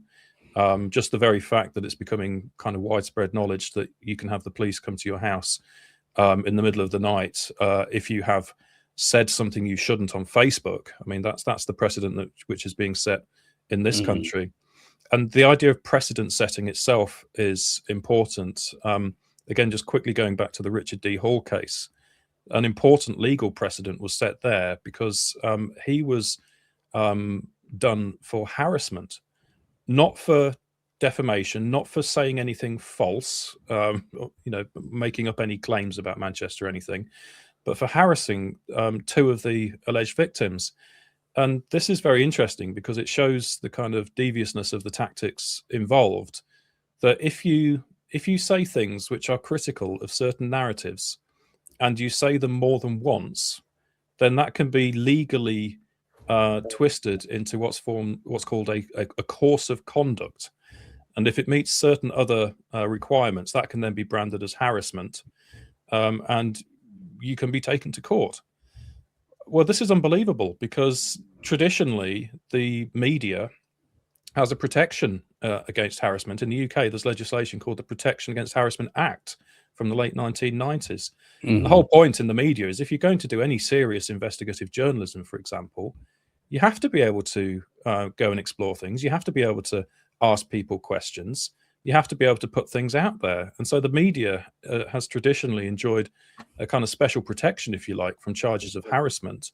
You only have to think about the tabloid media's appalling treatment of Meghan Markle and her husband, to the extent that they even left the country. No media organisation was ever found guilty of harassment under those circumstances. And so for Hall to have been found guilty, I think this is the first time this has ever happened. It was in the legal documentation itself that no media entity in the UK has ever been found guilty of harassment until this case. But it sets a precedent and it scares other independent journalists away from exploring these controversial topics because they think, my goodness, this could happen to me too. Exactly. And you know what, Dave, I think we saw this with COVID, right? I mean, and you know about this, of course. I was arrested during COVID for refusing to wear a mask. It's like laws get used for the purposes of whatever the government entails or wants to do. So it's like using that as an intimidation tactic when they know it's not going to go anywhere. Most of these things are not criminal in their own nature. You mean you can't criticize somebody? That's harassment. It's like harassment has certain elements that have to be fulfilled before somebody could be charged with actual harassment. It's like you can't, like they'll throw anything on the wall just to send a message, like you're saying. So somebody else who's a journalist who's serious about doing a deep dive investigation is going to say, wait a second, if I look into this person or ask these specific questions, then this is the outcome. It's not worth it. I'm just going to shut up. When in reality, like they use something unreal to create something real, like perceivably real. You know what I'm saying? It's all perception, really. Yeah, I do. And it's interesting that the relationship between what's lawful and what's not lawful. If you go back to COVID again, and you think about the threats of fines for people who weren't going along with the measures, I mean, this was patently unlawful. And nevertheless, it was made out strongly at the time that you could be fined a lot of money, in some cases tens of thousands of pounds, for refusing to comply with the COVID edicts.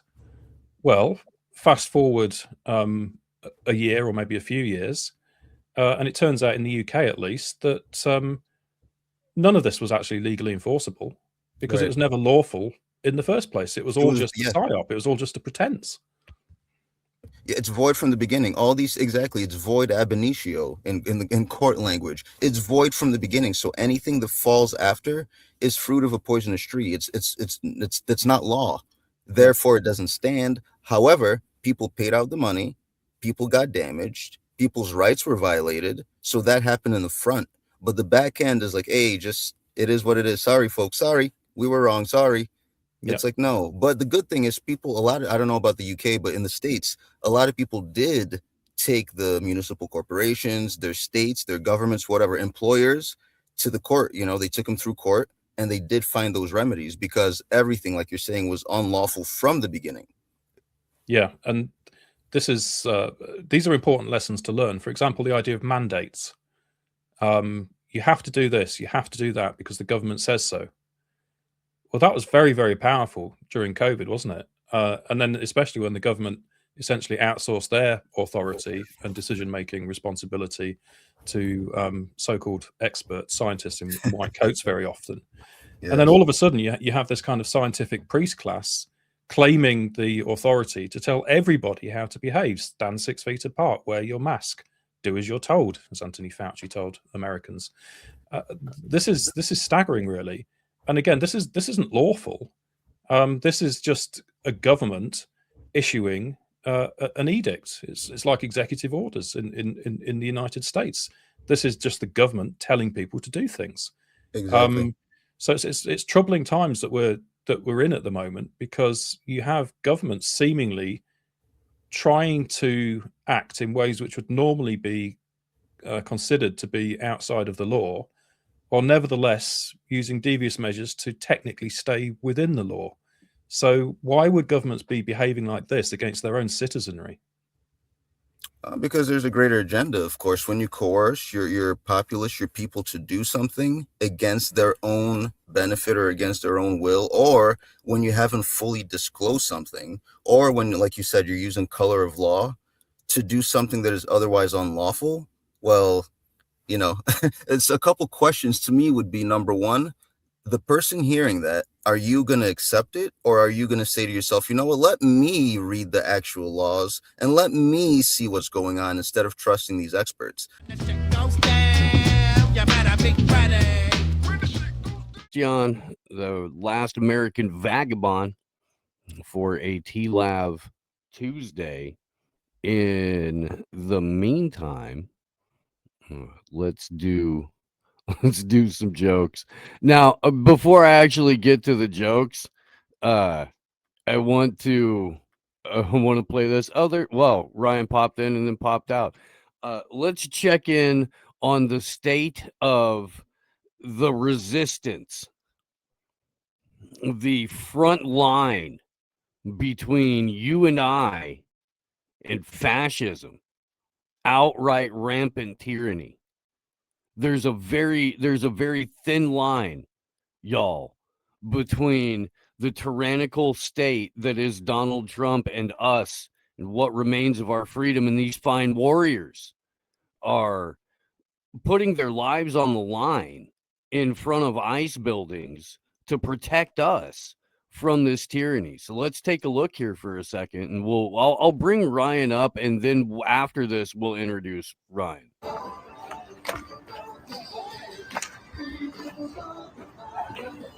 I know I feel safer.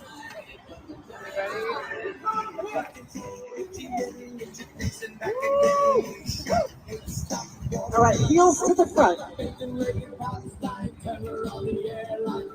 Count your titties for freedom. What's going on right now? Just say no to I.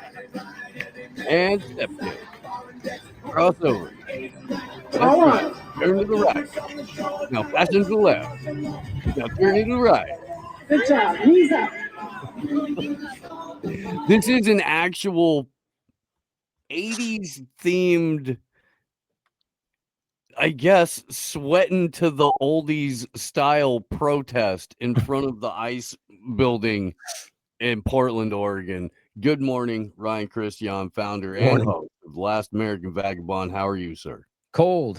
Good Yeah, I morning. see that. You think I'd be better about managing this by now? It's like, I just forget. Yesterday I didn't. I luckily came out and turned it on, but it's like 50 degrees in here. It'll pick up pretty quick.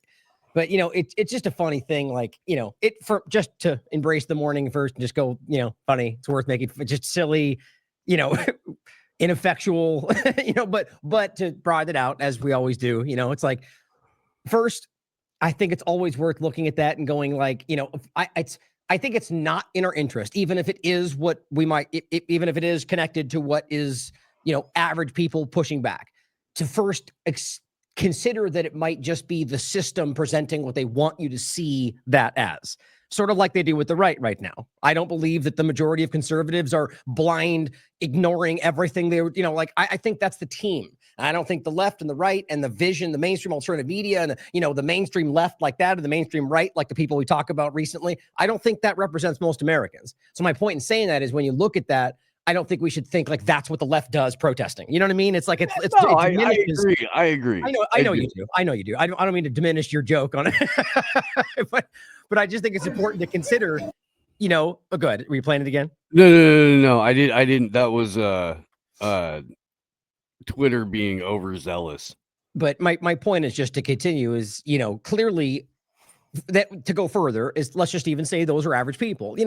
I do think that's ineffectual, but who's to say what, that people can protest however they want, and there's no law that's being violated, so it's just what I think is interesting is that you have this argument. I think, why I think they're doing that? Just like they're dressing up in fuzzy, furry, costume. They're trying to demonstrate how dumb it is to argue that what they're doing is terrorism, right? And that's not to say everybody. There are examples of the left or the right, which I think are usually extensions of like the agenda. So it's not really representative of just the left. It's more so a using of that. But who knows how that influences average people. But that's not the majority, in my opinion, and it's about creating the idea that these people are ineffectual or terrorists, and then vice versa, same kind of thing. Either the left is blind and doesn't understand what's right for America, or they're Nazis. And I don't think either of those things represent most Americans, so it's a dangerous time, but I get the point of making fun of how stupid that is. What is that going to accomplish? But anyway. Well, this is the thing. This is why once you start to see past the propaganda, it becomes so ineffectual, because they can't simultaneously be ineffectual, danger-haired, weak-kneed morons and dangerous America-breaking terrorists that are hell-bent on destroying our fundamental way of life. And a good example of that, and more so to demonstrate to the people who are gaslighting you about that very thing, know they're doing that, or this is just one example of that. Benny Johnson, after spending weeks screeching about, and rightly so, not rightly so assuming this, but considering that maybe there could be violence of all sorts of things, but screeching about how the No Kings protest, oh my God, it's terrorism, it's infiltration, maybe Muslims, maybe something else. It's just this nonsensical whirl of just, we're all going to die, right? And then not a single example of those, not one. I mean, you can check this for yourself. And I mean, which is evidenced by the fact that none of them, if there was even anything they could grab onto, that would have been the weeks-long coverage afterward, right? Look, we told you they're terrorists. Look at what they're doing. Nothing. All four that I could verify. One of them was an example of some kind of an exchange between two people. One person sprayed him, and I think that was from the left. The other three were all the right, attacking people protesting. So my point is not to say that proves the left. Doesn't prove anything. The point is that they, other than the hype, was there to drive you in a certain direction. And my point is that after the day of they ended and there was no violence, what Benny Johnson do? Did a whole thing about calling them Grand Tifa. Look, they're all old and ineffectual and have no... So you just spent weeks telling us they were going to destroy the country. They were an organized terrorist foreign organization, and now they're nothing and old, and we should make fun of them. Like, you can't laugh at that enough. You know what I mean? Like, you just can't play, but that's what they do. And but my mindset is that all the people that go along with that, he could have stood up and said they're aliens from fucking Mars, and they would be like, yeah, fucking Democrats. They wouldn't have cared what the answer was. They just support the team. I think that's largely illusion, quite frankly, but it's just so dishonest. Yeah. Just flatly, Yeah. Well, I think these guys know that they're partisan hacks, but I also think that they're mostly, even when they know they're lying, they think they're lying for, good. They think they're lying to benefit whatever, I guess society at large. So they do what paid professional liars everywhere do. They justify when misleading people or when they know they're outright lying because it's in service of a much more higher and noble purpose. Or how they're framing it. Yeah, right. Yeah. Just out of curiosity, before I forget, now this is connected to what we're saying now, but I sent you a few things before we started, and one of them was that share.newsbreak.com thing, and you responded to it, but now I click on it and it says 504 Gateway. Do you remember what that was? You said, because you basically said, yeah, my friends in the industry are livid. What was that about? Yeah, no, it was about beef. Right. Why is that article not there anymore? I wanted to talk. We don't have to get into that now, but just wanted to remind myself that any other things I sent you in case we want to get into that. Because there's probably a better article on the Beef Initiative's website anyway. Yeah. Go for that. Yeah. I do want to, I've been really trying to point out his, like your guys' conversations and his work calling this out. And he's made some good points. Like I liked his statement, Slim, about like Mamdani, right? Like trying to make a point within the narrative, like basically saying, oh yeah, you hate Trump, well then bring back the free fucking meat market, man. No, in my opinion, he's calling it out knowing that Mamdani's not going to do that. So they're all fucking not on your side at the end of the day. I love that kind of point, but it really cuts to the chase of it. It's like you really are fighting the system and reverse point for Trump's team in the same way, then fucking demonstrate that. You don't yell those things and then fucking pardon Maxwell, which just seems to be coming, or all the other things that we all point out. It's just hypocrisy. So I appreciate the effort there, because I think his point about the industry, or rather the infrastructure and the processing, is just so profoundly important right now. And I was recently sharing another point, which is where I saw that comment from, I forget the guy's name now. It's in regard to, it was homesteading for freedom or something like that. The account shared it, where the guy was basically just going, I'm calling on Trump to, remove all the let neighbors fucking share and exchange. Oh, that was Joel Salatin. Thank you. And it was such a perfect point right now. And I get the sense that he knows, or at least, I think he hopes that Trump will be open to it. But my point was, like, if you think for 1 second that any government element is going to allow that, you don't understand what their goal is, period. I hope I'm wrong, No. And Allison Morrow just recently had him on her show. Nice.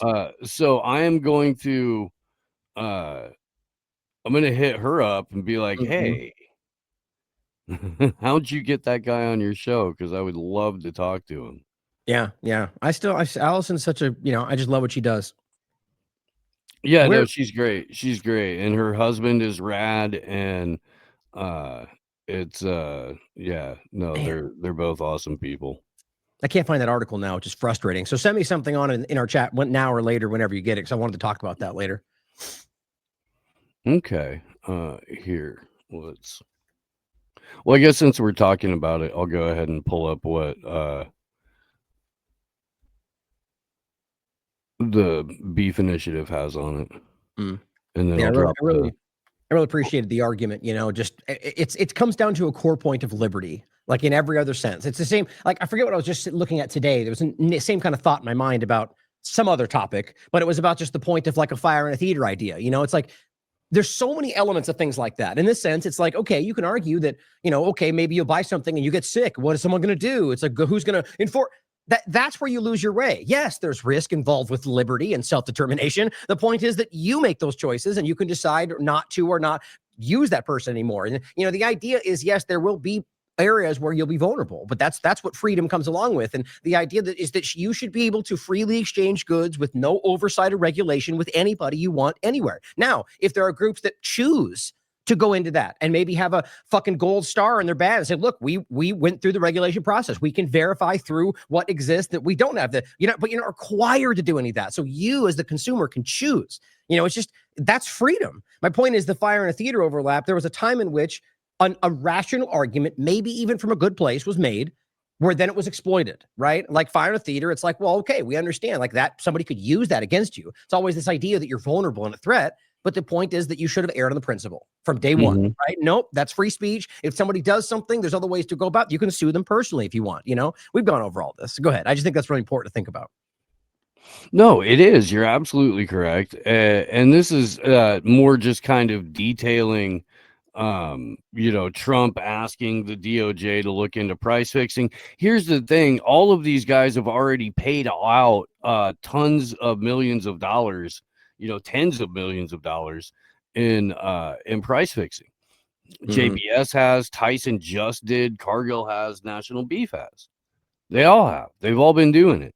And the ag accounts were screaming for mandatory country of origin labeling, which is something that, people have been begging for a very long time.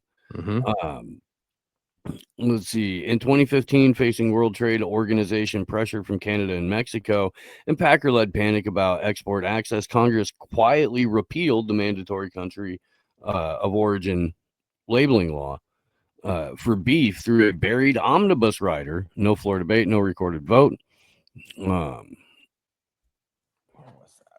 I want to find that article. But what I thought here, I'll let me see what I can do.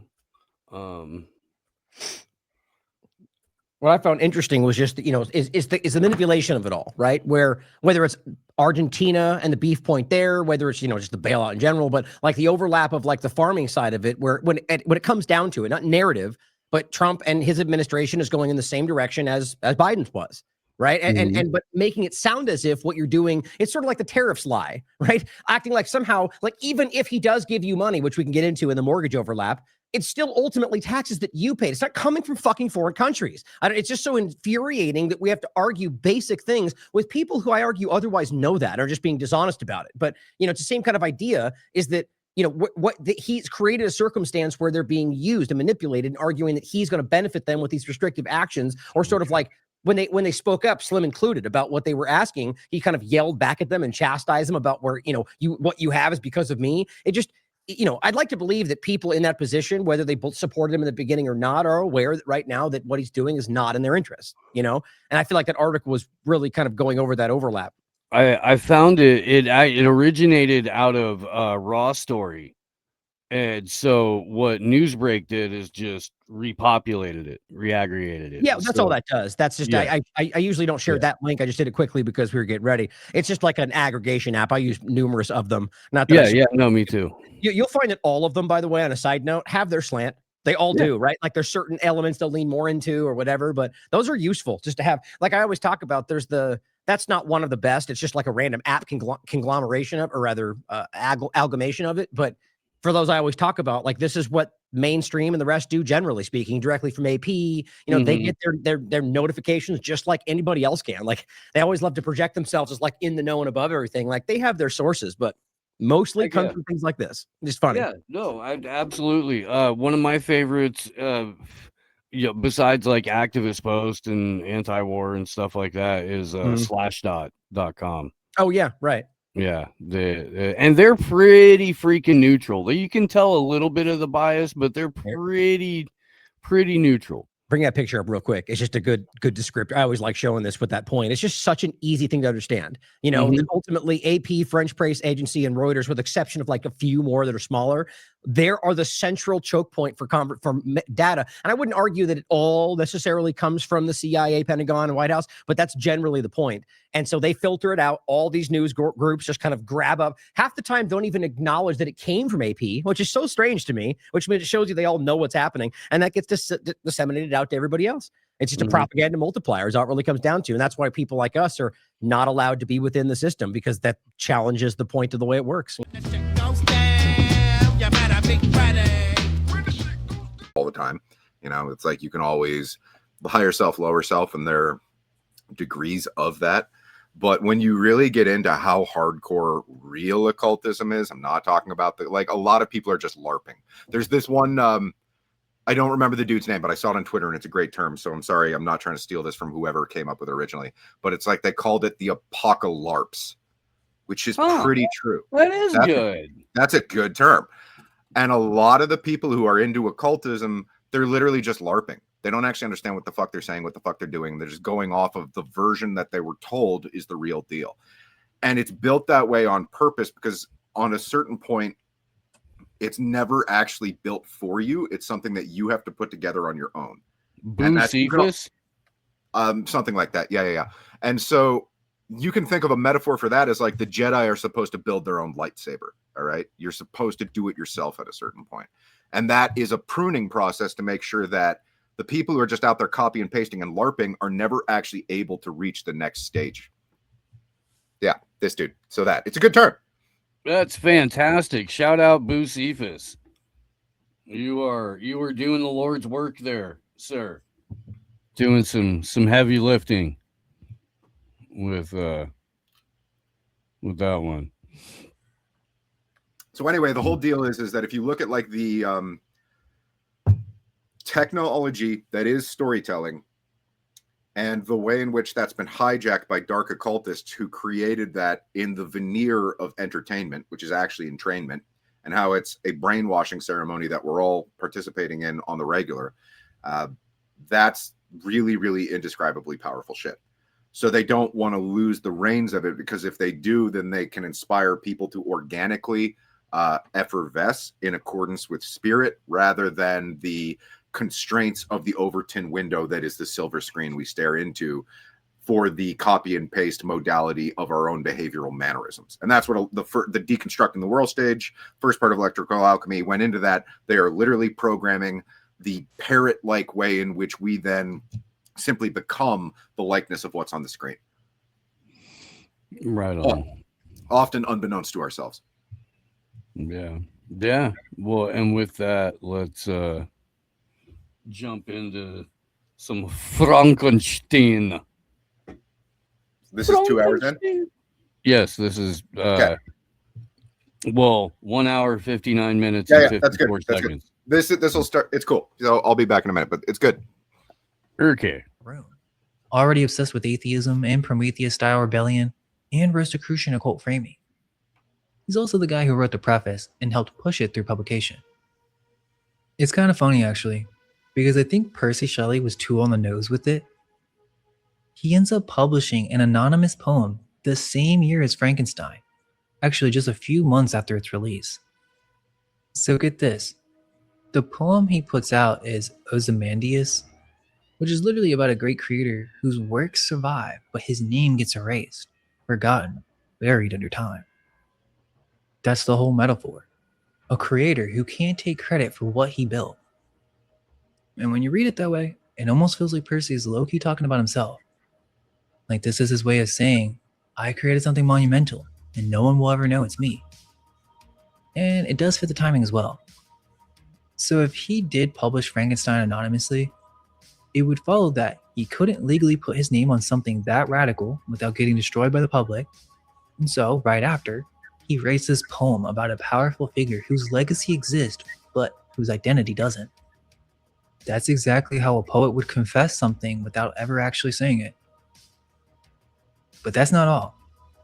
And this is pretty crazy when you look at the whole background to the real history, because that's not the only strange connection.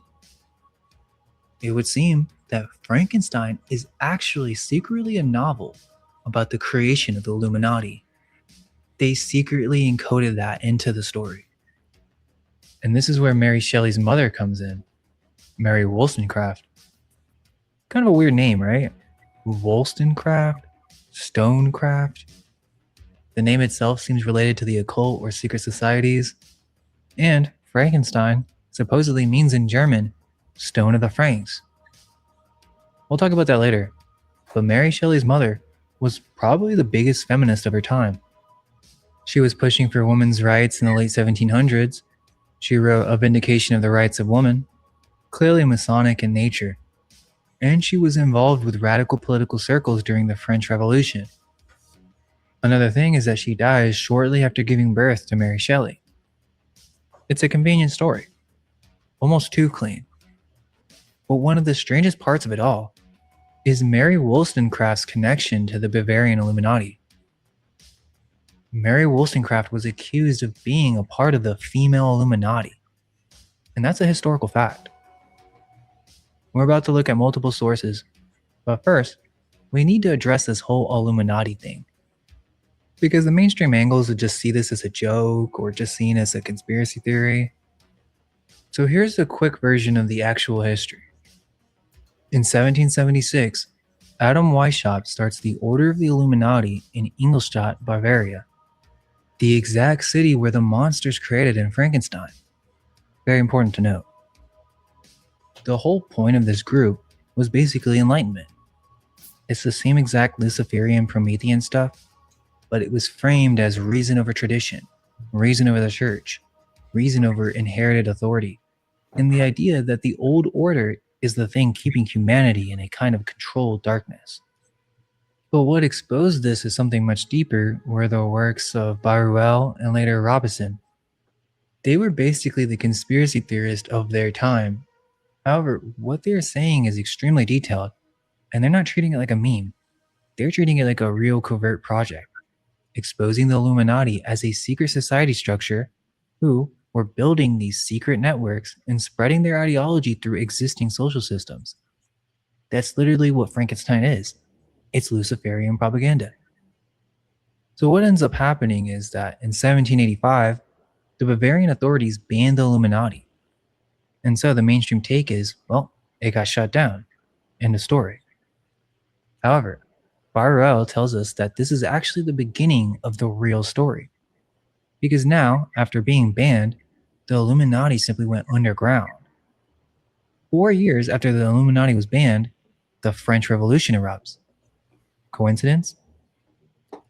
This is its own subject entirely, but Baruel claimed that the French Revolution was not some spontaneous uprising. It was engineered on purpose by these Illuminati circles working with their Freemasonic counterparts to destabilize Europe and destroy the old order. Which is pretty wild because this is being written in the late 1700s when everyone involved is still alive. So it's not like a hindsight conspiracy. He's literally pointing fingers at the people of his time.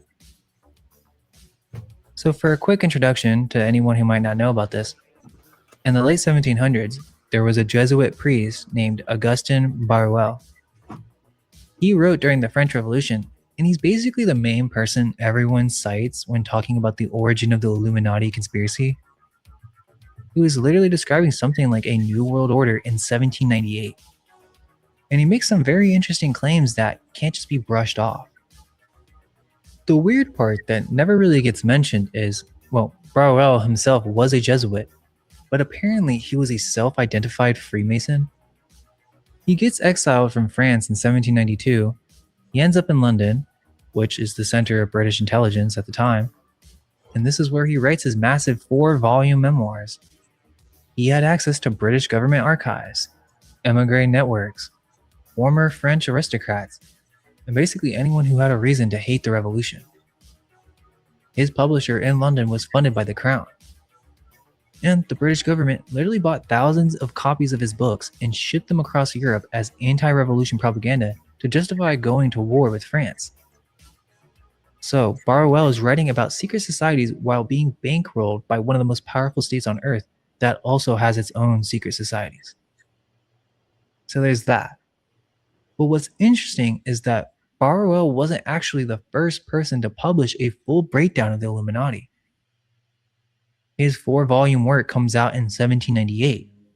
But the year before that, another author had already laid out the same material. Baruel basically stole the material. That writer on the subject was John Robison, a Scottish professor of natural philosophy at Edinburgh, secretary of the Royal Society, and a long-time high-ranking Freemason. After reading the seized Bavarian Illuminati papers in 1796, he became convinced that this group infiltrated Masonic lodges.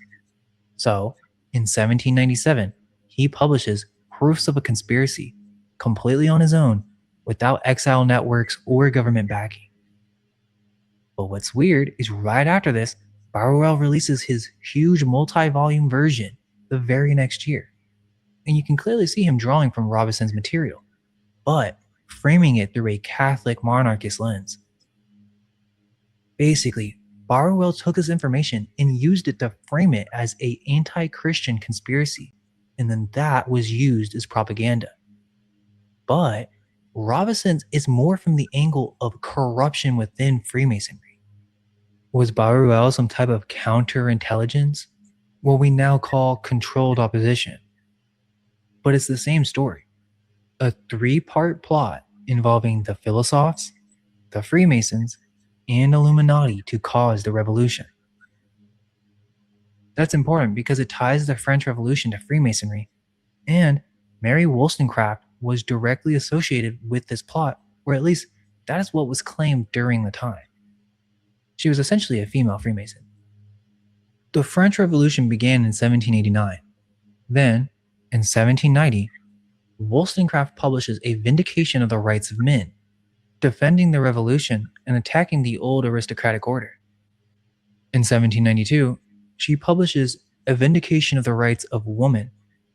It's honestly a strange read. It's literally a Masonic feminist manifesto. Total rework of the household, education, virtue, marriage, the mental training of women in the future of society. In the book, she's arguing for the illumination of the female mind. Quote, "It is time to effect a revolution in female manners, time to restore them to their lost dignity and make them as a part of the human species, laboring by reforming themselves to reform the world." Quote, "To render women truly useful members of society, I argue that they should be led by having their understandings cultivated on a large scale." End quote. Interestingly, she wrote this when she was 32 on her 33rd year. The reason people saw her as a dangerous radical is because if women are illuminated by reason the same way men are, then marriage changes, obedience changes, inheritance and family structure changes, church authority changes, and basically the entire social order loses the control mechanism it has relied on. I mean, think about it. It kind of makes sense with the modern state of feminism. Mary Wollstonecraft is said to be the founder of the modern feminist movement, or you could at least form a strong argument that is the case. A Vindication of the Rights of Women laid out the first systematic demand for women's equality based on reason and education. Just to be clear, I'm not saying I have an issue with that idea. However, it's the intent that matters. She wanted women to be like men. This treats men and females as equals when they're not. They have completely different roles in society and in the household, and Wollstonecraft was intentionally trying to destroy these boundaries. So on one level, it kind of makes sense when you look at this history, that Mary Shelley comes from this history of radical feminist history. However, just like Frankenstein has this weird authorship stuff going on, I suspect that even Wollstonecraft, particularly her political writings, were actually the writings of male Freemasons. One of the main reasons is just the leap from her earlier works to her political writings. Ain't no Lady Brian top out, no political writing. No. It's like, it's really important. It's the usage of women under the auspices of women's liberation. Yeah, I'm picking up on that. No. I hear you. But it's like, it's a really important. It's layers of deception built on top of one another. The next 10 minutes is really fucking cool, and it goes into like how it's. I mean, it's a 3-hour show, Tease. I'll tell you what. Let's. I don't know if I even have anybody to thank, but if you have people to thank them, and then we'll run another 10 minutes of it, because it is, and it's we can have a nice, thorough conversation and provide examples going, afterward of what that looks like in the last, 40, 50 years to right now. Sure. Okay. Well, I can go into it. And actually, a lot of people kind of rallied together to actually be nice to me this week, which, like, the last 3 weeks was really painful. So thank you, people, for actually doing that. And so, yeah, I can do a producer segment. Thank you. But, like, footnote that we're going to pick up on, it's actually dudes who are using women and distorting their minds to then be the face of women who then... Yeah, so it's layers of deception going all the way down. It's pretty fucking. God dang patriarchy. Yeah, it's not that simple. It's so anyway. I know I'm fucking around. I know you know. Fuck. It's fuck around. Okay. Anyway, so yeah. Thank you to everyone who gave contributions this week. I'm going to go through a bunch of different names, and it's like I haven't had a really good week like that in a number of months. So it's one of those things where ups and downs, highs and lows, and I need it to be able to purchase all the props that I'm buying. So thank you to Jay Standards Music. Thank you to Greg Dowd again. Hope you're doing well with your podcast. Thank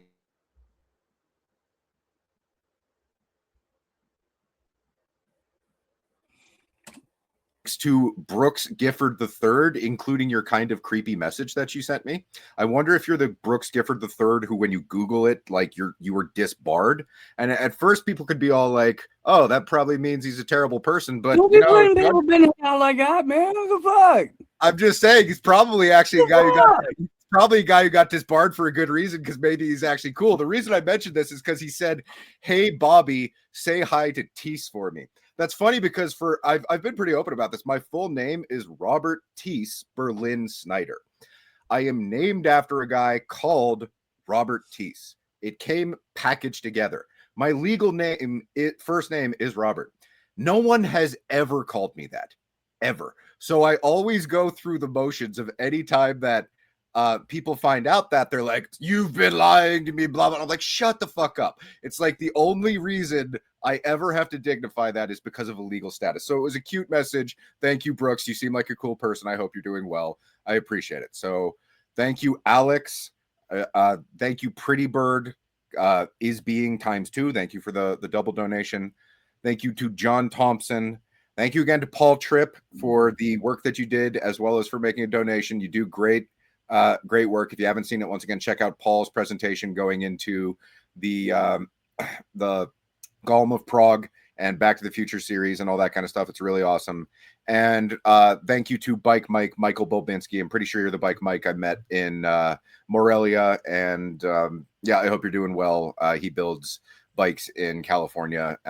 And that's everybody. So thank you to everyone who actually gave me the resources I need to be able to keep doing this at all and to buy all of the stupid shit I need to do the next production. I did have to tell Rich that I'm not going to be able to do the documentary on him. I'm pretty burnt out, and both on a professional and an interpersonal level. And the documentaries really just haven't gotten the exposure that they need, the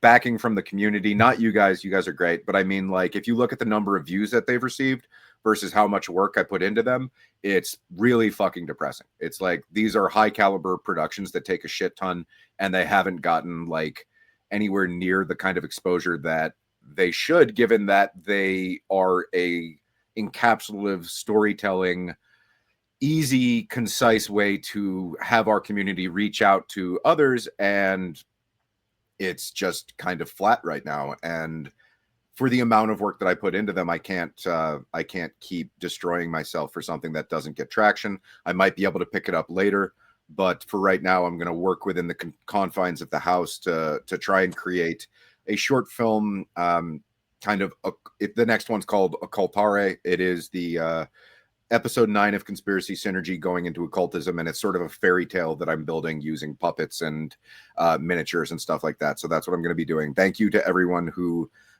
did like really rally to be able to make it so that I could have a good week. That's very rare in my life. So it is time, talent, and treasure. I'm going to be spending this next week putting together hopefully an epic Christmas special that we're going to run in like either on Christmas or the day after or something like that. But the idea being trying to get people to come together and celebrate the community and really just support each other. So I hope that everybody is doing well. Please do support Steve. He also needs food money. And here he is speaking, not just me. Let's see, Brandon, thank you. And yeah, that's it. Appreciate you, man. And yeah, it's we've got cool stuff up. We were supposed to have Robin, Courage is the Cure, the Aussie, on today, and she was having technical difficulties on her end. I missed an email from Riley Wagaman, who also wanted to come on today in light of that, but I didn't see that email. I saw the one that he just sent. So I look like an asshole again. Well, I might have to do a puppet skit about how email is actually Steve's kryptonite. You wouldn't think something that simple would be a man's kryptonite, But well, no, it wasn't even that I like it. It didn't show up. I've been emailing a lot of people over the last several days, so I've been routinely looking at it, and it wasn't there. I've had people tell me that they've gotten bounce back emails trying to get. I don't doubt there's micro sabotage going on in a lot of different ways at the same time. This is happening to me across like all platforms right now. Like I'm not getting messages everywhere, except maybe texts, and then I get a lot of those, so sometimes those get buried too. Yeah. So it's rough. It is. Yeah, for the record, I no longer have access to my Twitter DMs because Twitter deleted my access to DMs. So if anyone who I was previously messaging or is trying to get a hold of me that way, I literally don't have the option anymore. So sorry. Yeah. No, and Twitter's another nightmare in and of itself. Yeah. Because hey, progress means it might be worse, but at least you're paying more for it. What AIDS? I don't know.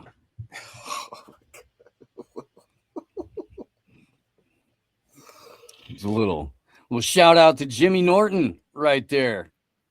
Little Jimmy Norton. The best way to get a hold of me, I guess, would be the email address on my website, which I check every couple of days. But even then, I'm really not antisocial. I probably give off that vibe. I'm profoundly isolated in a way in which it's actually difficult for me to communicate anymore. So that's difficult for people to understand if you haven't been through really long stretches of solitary confinement. It makes it so that talking to other people is actually kind of painful at a certain point, even though you need that in your life. It's a really weird kind of conundrum to be in. So people can reach out to me, but don't necessarily expect a response. And if you do get one, sorry if I'm not socially great. I'm more just to the point at this point. Okay. It's kind of just the reality of where I'm at in life. It's a weird situation.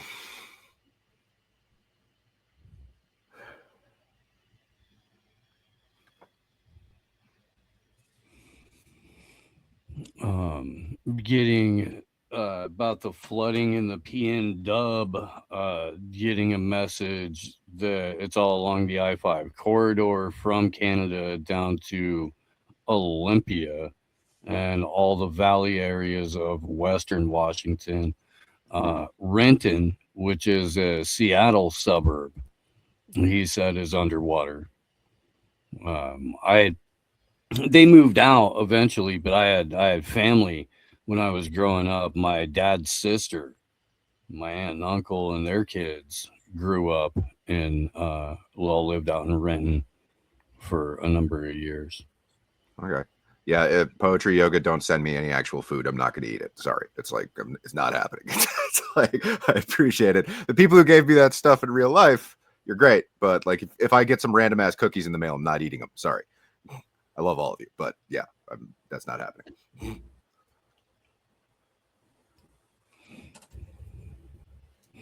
But right. Good fair. updates. Good updates. If Teal ever gives you cookies, you should take them. No. I need to try the sobriety thing for at least another couple of weeks. I have to clear out my system. Well, it's going to be at least a couple of weeks before you run into Teal, I'm sure.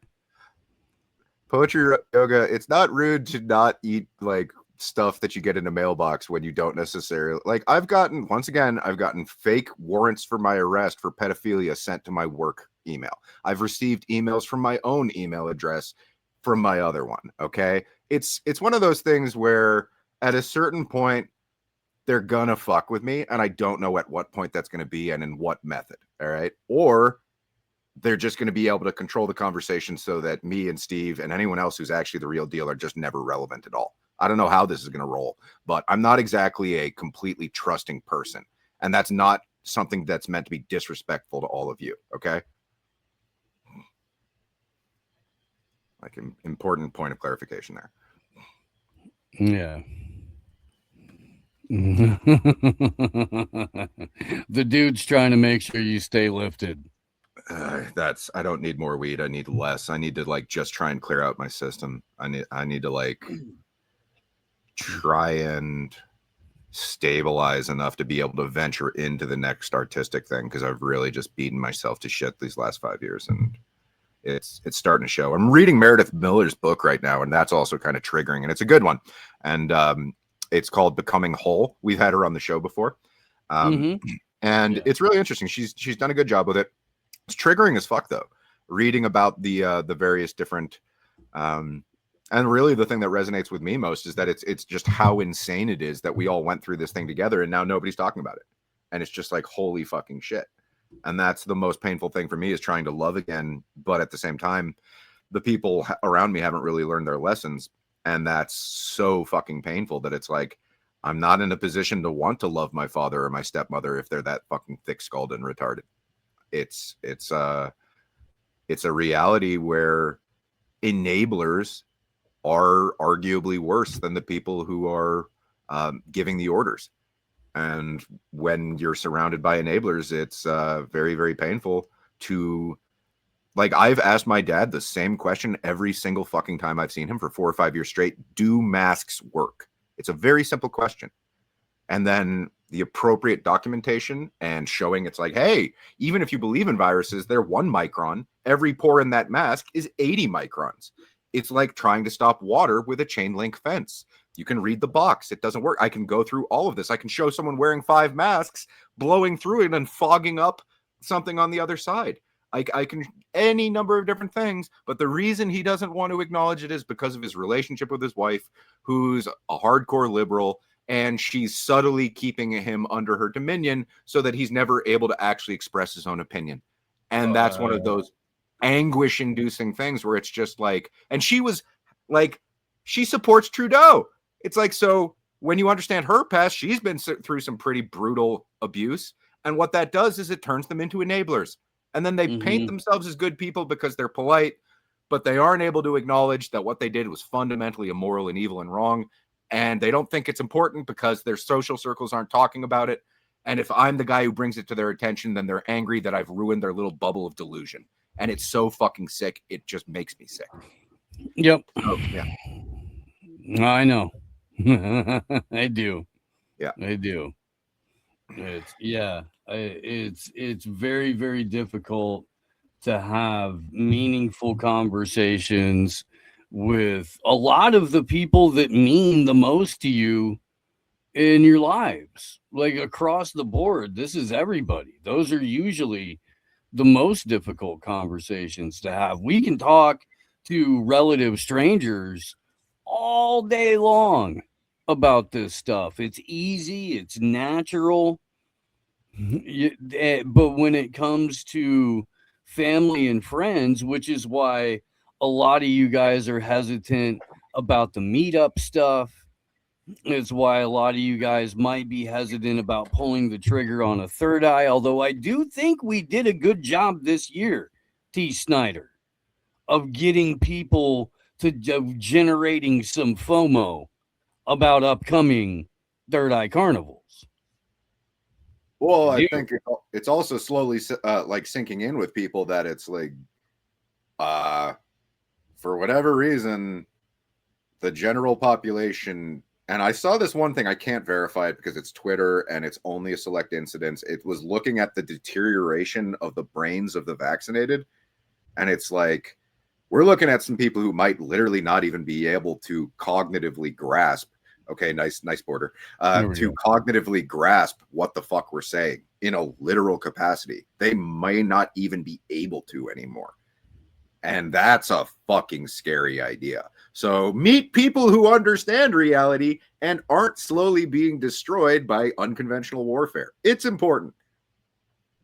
Let's go with, do we want this one or do we want the candy canes? Whatever you want to do. Point is, it's like I like for everyone who actually understands this stuff, who's like mentally sane in the midst of the most insane seasons of psyops that we've ever experienced in the entire, as far like recorded history that we know of. I don't know what the Inquisition was like, but this feels a lot like the fucking Inquisition. You know, That feels like, holy shit, this is some life and death level stuff. So the only thing that's safe to do is talk about the weather and kiss the Pope's ass, you know? So everyone who isn't up to brown nosing to those sorts of like PR men for the black nobility, kudos to you. You're the saving grace of humanity.